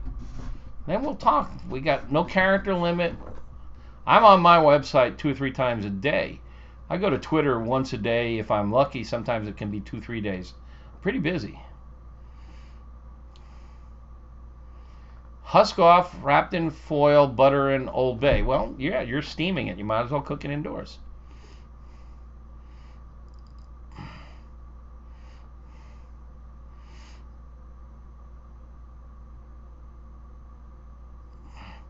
White gray chicken. Does anyone know about it?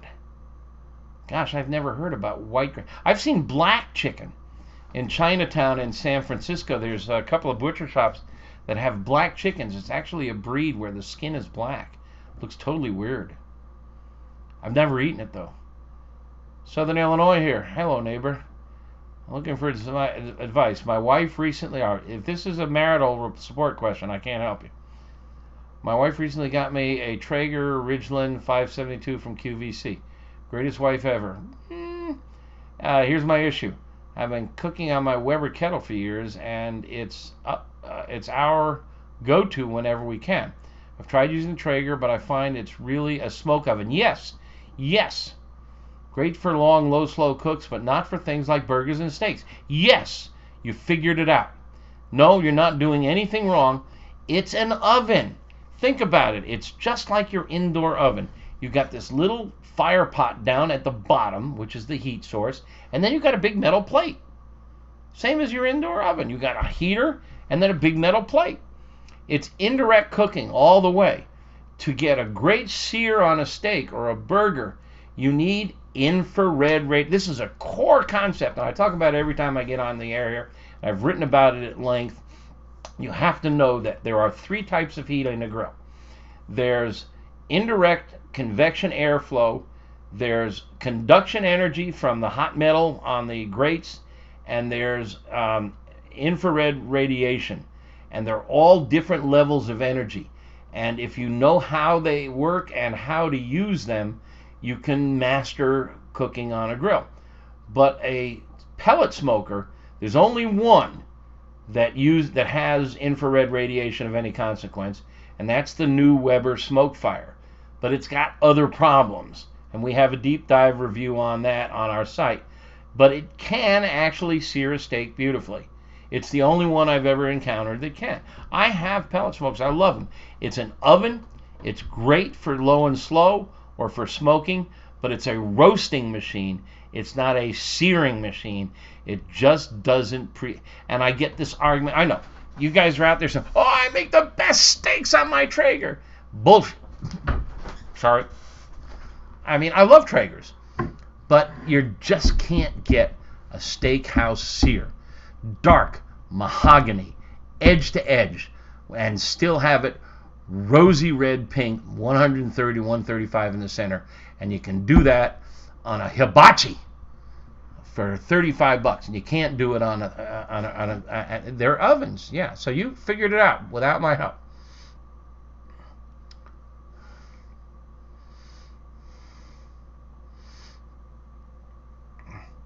Ben Calito is asking, Master built yesterday. We've talked about it, Ben. You must have just got here.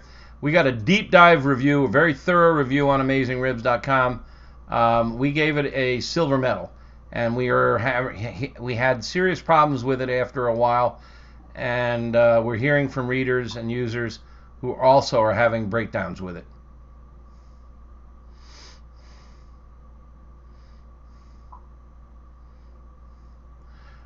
Ken Mendelis, what do I think about the pit barrel cooker? It is just a great, inexpensive smoker. Love it. Absolutely love it. You can even grill on it reasonably well. This is a 35-gallon barrel. I mean, they actually have a couple of different sizes. I think they're coming out with a big one soon. But the original is 35-gallon barrel, and you normally hang your meat in there.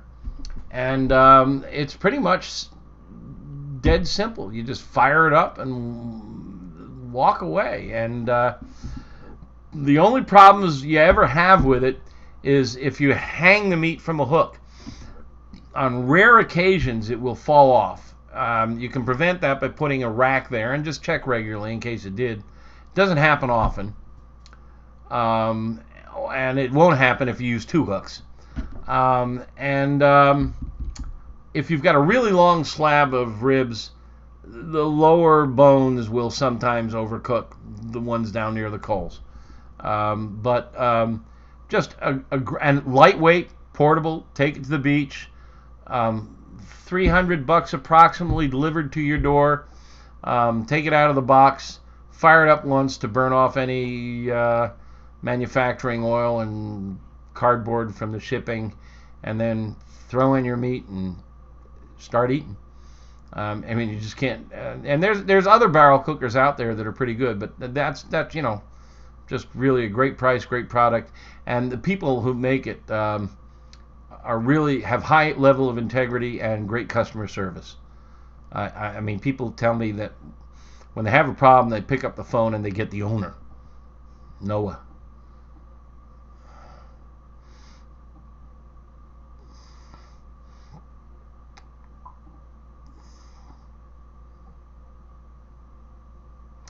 Thank you, Greg Lowen, saying he really likes the spatchcock turkey.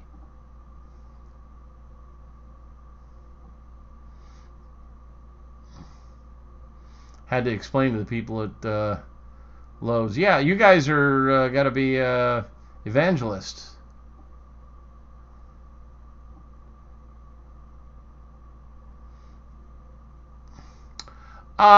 Is Angus marketed because they gain the best in the feedlot? I heard that Herefords have better meat. To my experience, Angus is a better breed for quality of meat. They do gain weight faster in the lot, but I've been down this road about grass-fed and grain-fed, and in taste test after taste test, I just prefer corn-fed beef. I was raised as a boy. I'm 71 years old. I was raised as a boy on grass-fed meat. That's all I had. And when I eat grass-fed meat, it takes me back to my childhood. So it's a fond flavor, but tenderness, juiciness, flavor, corn-fed meat, I think, wins. And it's cheaper. I'd like to see the people who make it improve on their quality of conditions for the animals, but it's good meat. How do you know when a brisket is done? Asks Mike Martinez. Yeah, tough question. First thing, in general, it's in and around the 203 range. There are a couple of tricks people use. Some will take a fork and stick it in and twist it, and if it's really easy to twist, that they think is done. Others will use a thermometer probe, and if it just slides through, like butter, they say, B-U-T-T-H. Others look for the jiggle. If you shake it and then stop, it keeps jiggling. Those four are good tests. Start with the temperature, then feel it with a fork or a probe, and try the jiggle. It's one of these things that you learn with practice.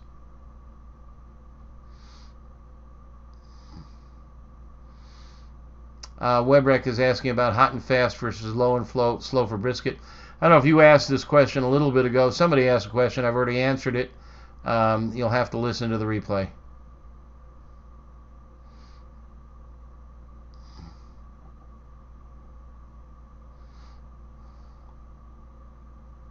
Yeah, Sebastian, I'm going to butcher your last name. Chackert. That's what I'm going to stick with. Sebastian Chackert. What's the best way to grill whitefish, like red snapper, on a charcoal grill without destroying the fish? Boy, that is the hardest thing. And a delicate fish. You want to go for as thick a fillet or a steak as you can, because what happens is the protein sticks to the metal. And if you try to flip it before it lets go, you're going to rip the snot out of it. So you've just got to let it sit there until it lets go. It will let go. And then you can flip it. And if it's a thin fillet, by the time it lets go, it could be overcooked. So try to go for a thicker piece. There's a gadget out there. I don't think I have one at hand. It looks like two tennis rackets, and you can put the fish in between, and that lets you flip and turn and everything. The only problem is when you take it off and you open up the tennis rackets, they stick to the tennis rackets.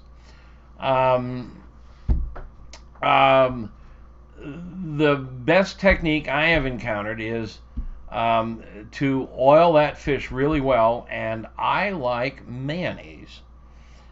There's something about mayonnaise that works better than oil. Don't forget, mayonnaise is mostly oil. It's oil and eggs with a little lemon, and that's it. I know some people are just grossed out by mayonnaise. They think it's disgusting and gross. I don't know what the mental block is, but it's just egg and oil, and if you can overcome the mental block, it's really good at keeping fish from sticking. And you lay it on thick. First you put your herbs and spices. We have a fish rub on our site, Marietta's Fish Rub, which is really a good one. One of my sous chefs who worked for me for a while helped me develop it, and it's really a great, it's a lot of tarragon, and it's a great fish rub. So you put the rub and the salt down first, and then just before you cook, you just slather on the mayonnaise. Most of it melts off. It doesn't affect the flavor in any noticeable way, but it does help keep the meat from sticking. So try that and see if that works. The other thing is I normally tell people to oil the meat, not the grates, but with fish you got to have everything's got to be oiled. You might as well oil your belly. I mean, everything, oil everywhere. Oil the grates, oil the fish. Just, you got to keep it from sticking. But the protein in the fish is going to want to stick to those metal grates. We talk about that. We got an article on what causes chicken too, to stick. And it just bonds with the metal, but eventually it lets go. So that's the best I've got for you right now.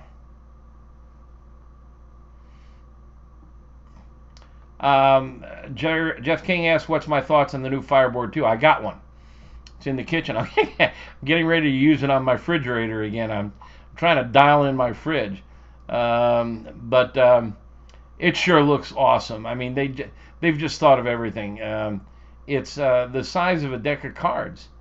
And it's just got every bell and with 6 probes. It doesn't come with 6 probes. I think it comes with 2 or 3.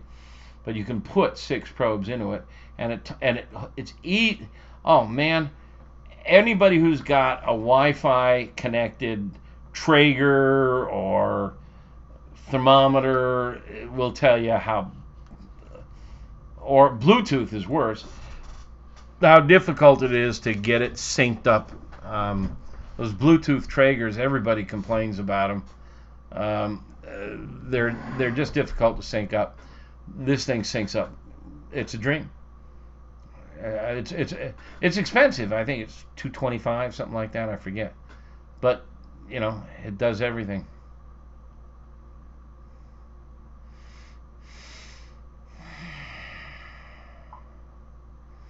Mike LaCharette, Mike, I've known you for a little more than a year, and I've never mastered pronunciation and everything. LaCharette, I think it is. He's the guy that's running the Sous-Vide conference. He's asking, what's my favorite outside-the-box thing to cook in a smoker? Gosh, I'm always looking for stuff. I've had really a lot of fun smoking nuts. Tofu. I've smoked tofu.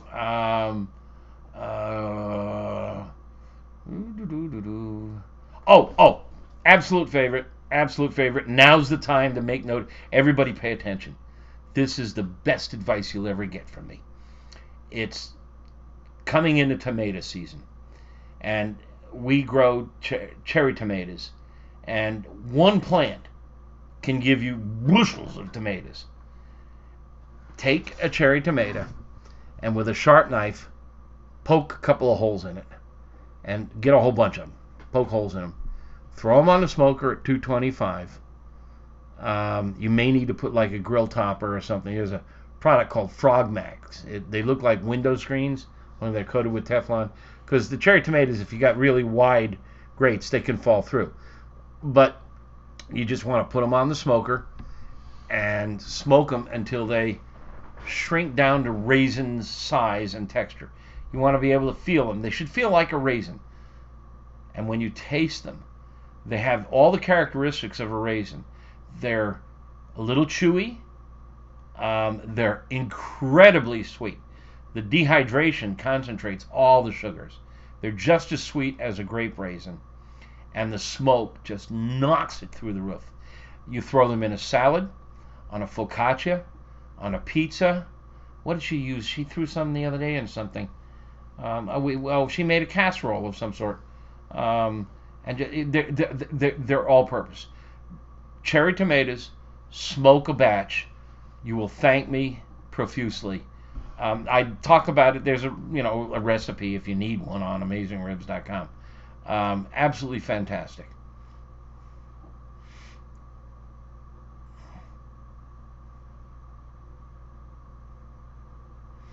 Thoughts on cooking a whole chicken breast side down? What side down? Well, on a pellet grill. Yeah, I mean, chicken is really good on a pellet. It's an oven. It's really good roasting. I'm one of these guys. Smoke and chicken work really well, but I don't like a lot of smoke on chicken, so I'm careful about it. So I keep the smoke level down on chicken. But yeah, a little bit of smoke is wonderful.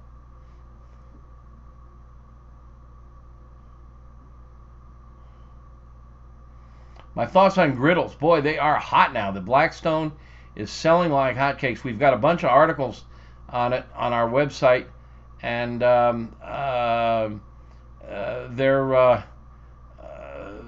a lot of fun. I mean, Blackstone makes it's in the under $300. It's a flat metal cook surface like Joe's Grill and Diner. You go in there. There's no real grill in there. It's a griddle. It's a big flat top with gas burners underneath, and you can do eggs on it. You can do hash browns on it. You can do burgers, and it really is great for smash burgers, pancakes. They're fun. They're just a lot of fun. I haven't bought one yet because I have a cast iron griddle. It's about 18 inches by 6 inches, and so I just throw that on my gas grill, and it gets really hot. And I do salmon on it, face down. Somebody asking about whitefish. Okay, here's a technique. A flat top griddle on my gas grill. I'll get that thing filled with smoke. It goes meat side down on the griddle because the meat side is kind of wavy, and so it's flexible now. You want to press it so it gets golden. You get a crust. Then you flip it over, and what a lot of restaurants will do is they call it pan roasting. They'll throw the fish in the pan and they'll sear both sides, and then you pop it in the oven to finish it. Well, in a grill, you don't have to pop it in the oven. It's in the oven. You can sear it on both sides with the lid down. It's in the oven. So you pan roast all at once. You just put a thin layer of oil, maybe an 1/8 inch, and sizzle it on both sides. 125 to 130 internal temp, golden on the meat side. The skin gets crispy. You can get it to like potato chip crispy. Wonderful way to go about it. And that may be one of you. And if you fill the space with smoke, you'll get some smoke in the meat. Kelly Klein. Hey, good to see you, Kelly. I haven't seen your face in a while.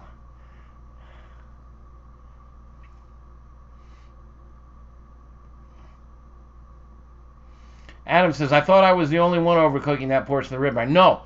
And even if you get a rib roast, it overcooks all the time. Because, first of all, it's out there on the edge where it gets more heat. Think of a lasagna. Okay? You got a lasagna pan.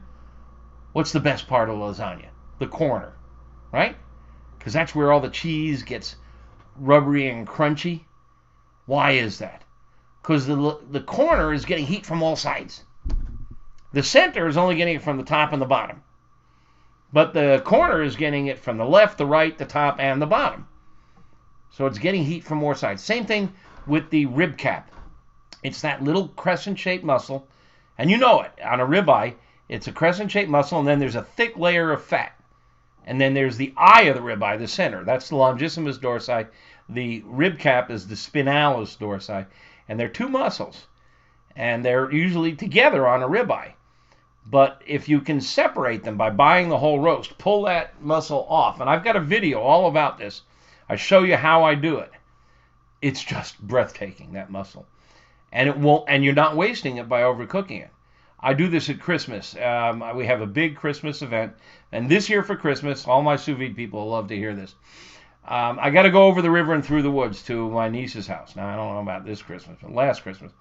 So how do you take a massive beef roast and cook it? Well, I used to have to get there hours before the party started and start cooking it outdoors. And it's December. It's freezing out there. What I did this year was bought the whole rib roast, 7 bones. And I've documented this all on the website. I've videotaped the whole process. Peel the bones off, and now you have rib backbones, or not backbones, but back ribs. And they're curved, and there's plenty of meat in between. One rack of 7 bones is enough for 2 people. And they're delicious. We just cooked some this week. Now you have this big tubular rib roast. You peel that spinalis or the rib cap off, and you have this salmon-shaped piece of meat. And then you have the tube in the center, which is the longissimus. That's this muscle here that runs right down your back from your shoulder to your hips. You can see it on that person's back right on either side of the spine. And that longissimus muscle is a beautiful tube, and that's sometimes called the eye of the ribeye. And there's a lot of meat there. So I now have pulled off the bones. That's a meal for me. I've pulled off the spinalis. That's 2 or 3 or 4 meals for me. And now I took what's left, the eye of the ribeye, cut it into 3 even portions, and sous-vided them at 131. So I put them in the sous vide for like 4 hours, I think. Got them up to 131. Now they're perfect medium rare. They're going to be tender and juicy as can be. It's just that they're butt ugly. So I got to the party at the same time as everybody else. Everybody's drinking, having cocktails and hors d'oeuvres. I go out to the grill, fire up the grill, and I just roll this thing around on the grill long enough to get a crust on it. 30 minutes, roll crust on one side, roll it a quarter turn, crust on another, roll it a quarter turn, crust on another, keep rolling it. I put a lot of rub on there, and just grilled it off. Brought it in. We had this beautiful dark crust on the outside and perfect even temp edge to edge. And you don't get this rainbow effect of dark brown, light brown, tan, pink, and then perfect. It's all perfect edge to edge. And dinner was served. I told them dinner would be served at 6. I served it at 6.000. And it was a huge hit. And I got to keep the rib cap. And my wife and I hoarded it. Great technique.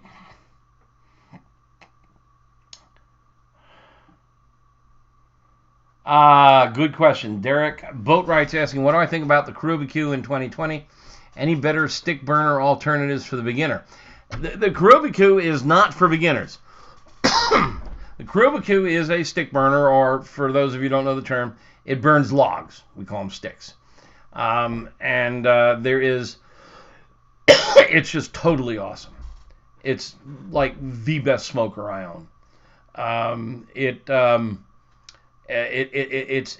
The physics involved is the logs are on top, the embers are just below in a hopper, and there's a fan that pulls the smoke through the embers, and that burns off the impurities.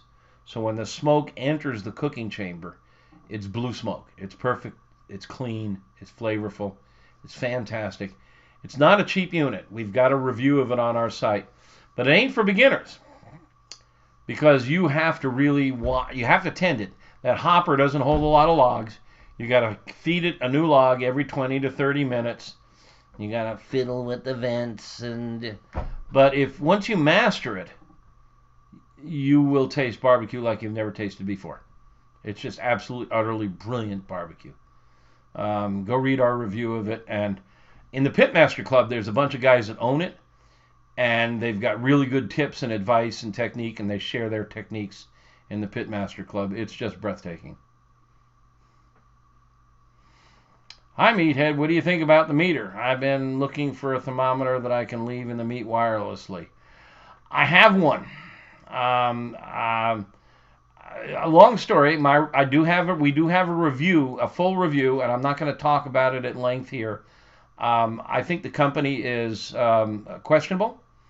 I had serious problems with their Kickstarter and their failure to communicate, and it makes me fear that they will be bad at customer service. But the device seems to be good. Bill, our electrical engineer, gave it a pretty good score. I've got one sitting here. I keep meaning to charge it up and use it. I haven't used it much because I got all kinds of good tools here, and frankly, I'm just pissed at those guys. They mistreated me. So, but Bill tested it and gave it a full review, and he's unbiased. Go read his review for an unbiased review. I'm unbiased. I hate them. Oh, thank you.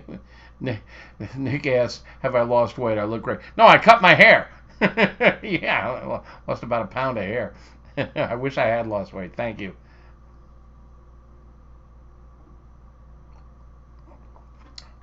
Somebody says I'm reading questions posted about 20 minutes ago. I'm just working my way down. It looks like I'm getting near the bottom, so it could be 20 minutes. Somebody says, how do you cook baby backs? 321, 311, no wrap. I already answered that. You got here late. You missed that. I discuss it at length in our book, Amazing Ribs Made Easy. It's an ebook on Amazon for $3.99. We have much information about ribs on AmazingRibs.com, our website. I did talk about it earlier.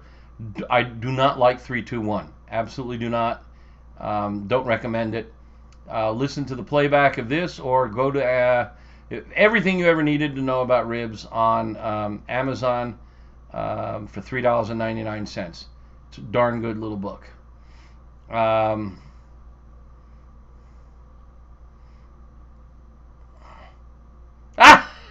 Ryan lied.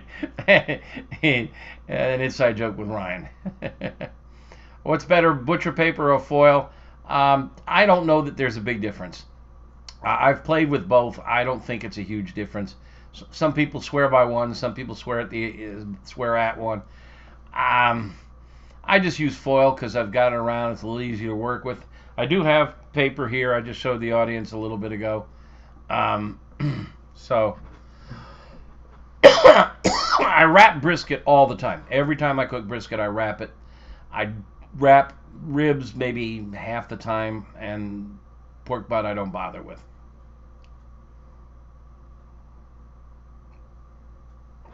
What gauge steel is the best for a barrel smoker? The ones I've seen are pretty flimsy. I mean, the general rule in any kind of cooker is the thicker the steel, the better, because thick steel holds heat better. It's like these ceramic Kamados. They hold heat really well. So the thicker the steel, the better. The pit barrel cooker is pretty good. I think they're all about the same thickness. I don't know how thick they are. I don't know what the gauges are.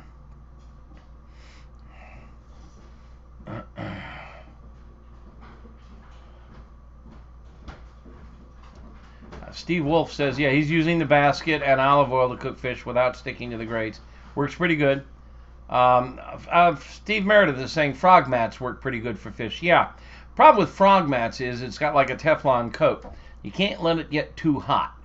Teflon off-gases some dangerous gases, and you don't want to do that. So just make sure if you're using the frog mats. I love frog mats. I use them for when I smoke nuts, pig skins, other things that will fall through the mesh. The grates. Frog mats are great. Go Google them, or we have a review. It's basically a mesh with Teflon coating, and you can roll it up and store it away.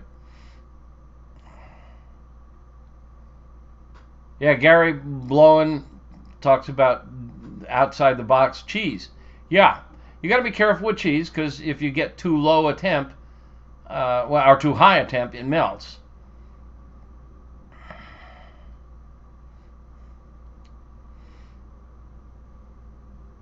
Okay.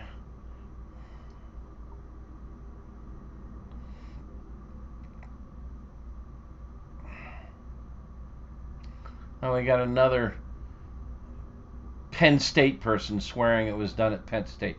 I don't think so. Now I'm going to have to do my research.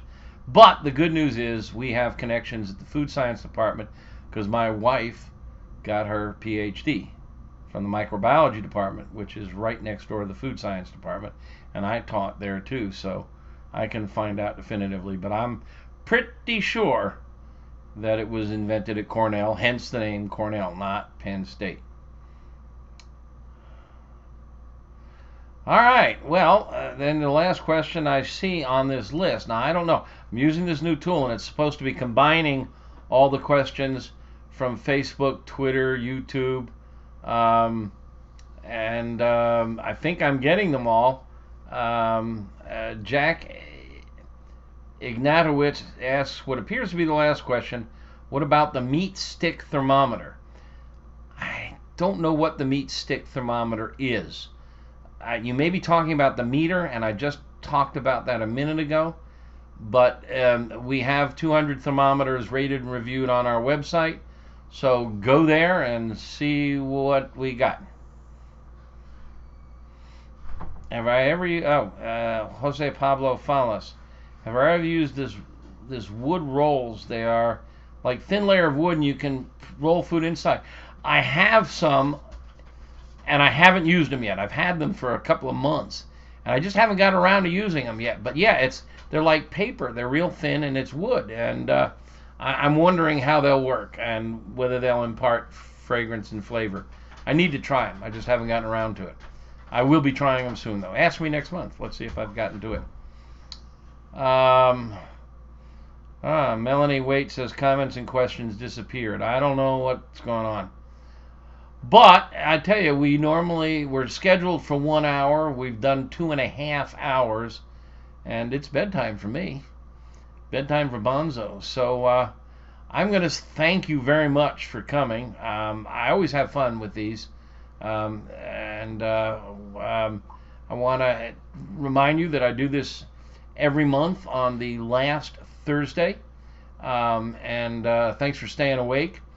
Go to AmazingRibs.com and poke around. Take the 30-day free trial in the Pitmaster Club and see what you think. There's a wealth of information in there, and the people who use it are really smart, and there's great feedback, ideas, questions. Oh, all kinds of questions popping in. But I think, oh dear, all kinds of, it looks like the system has been hoarding the questions. The meat stick is a newer, better meter. I don't know about it. So, I'm going to sign off and wish you all a healthy, happy August, and we'll see you the end of August.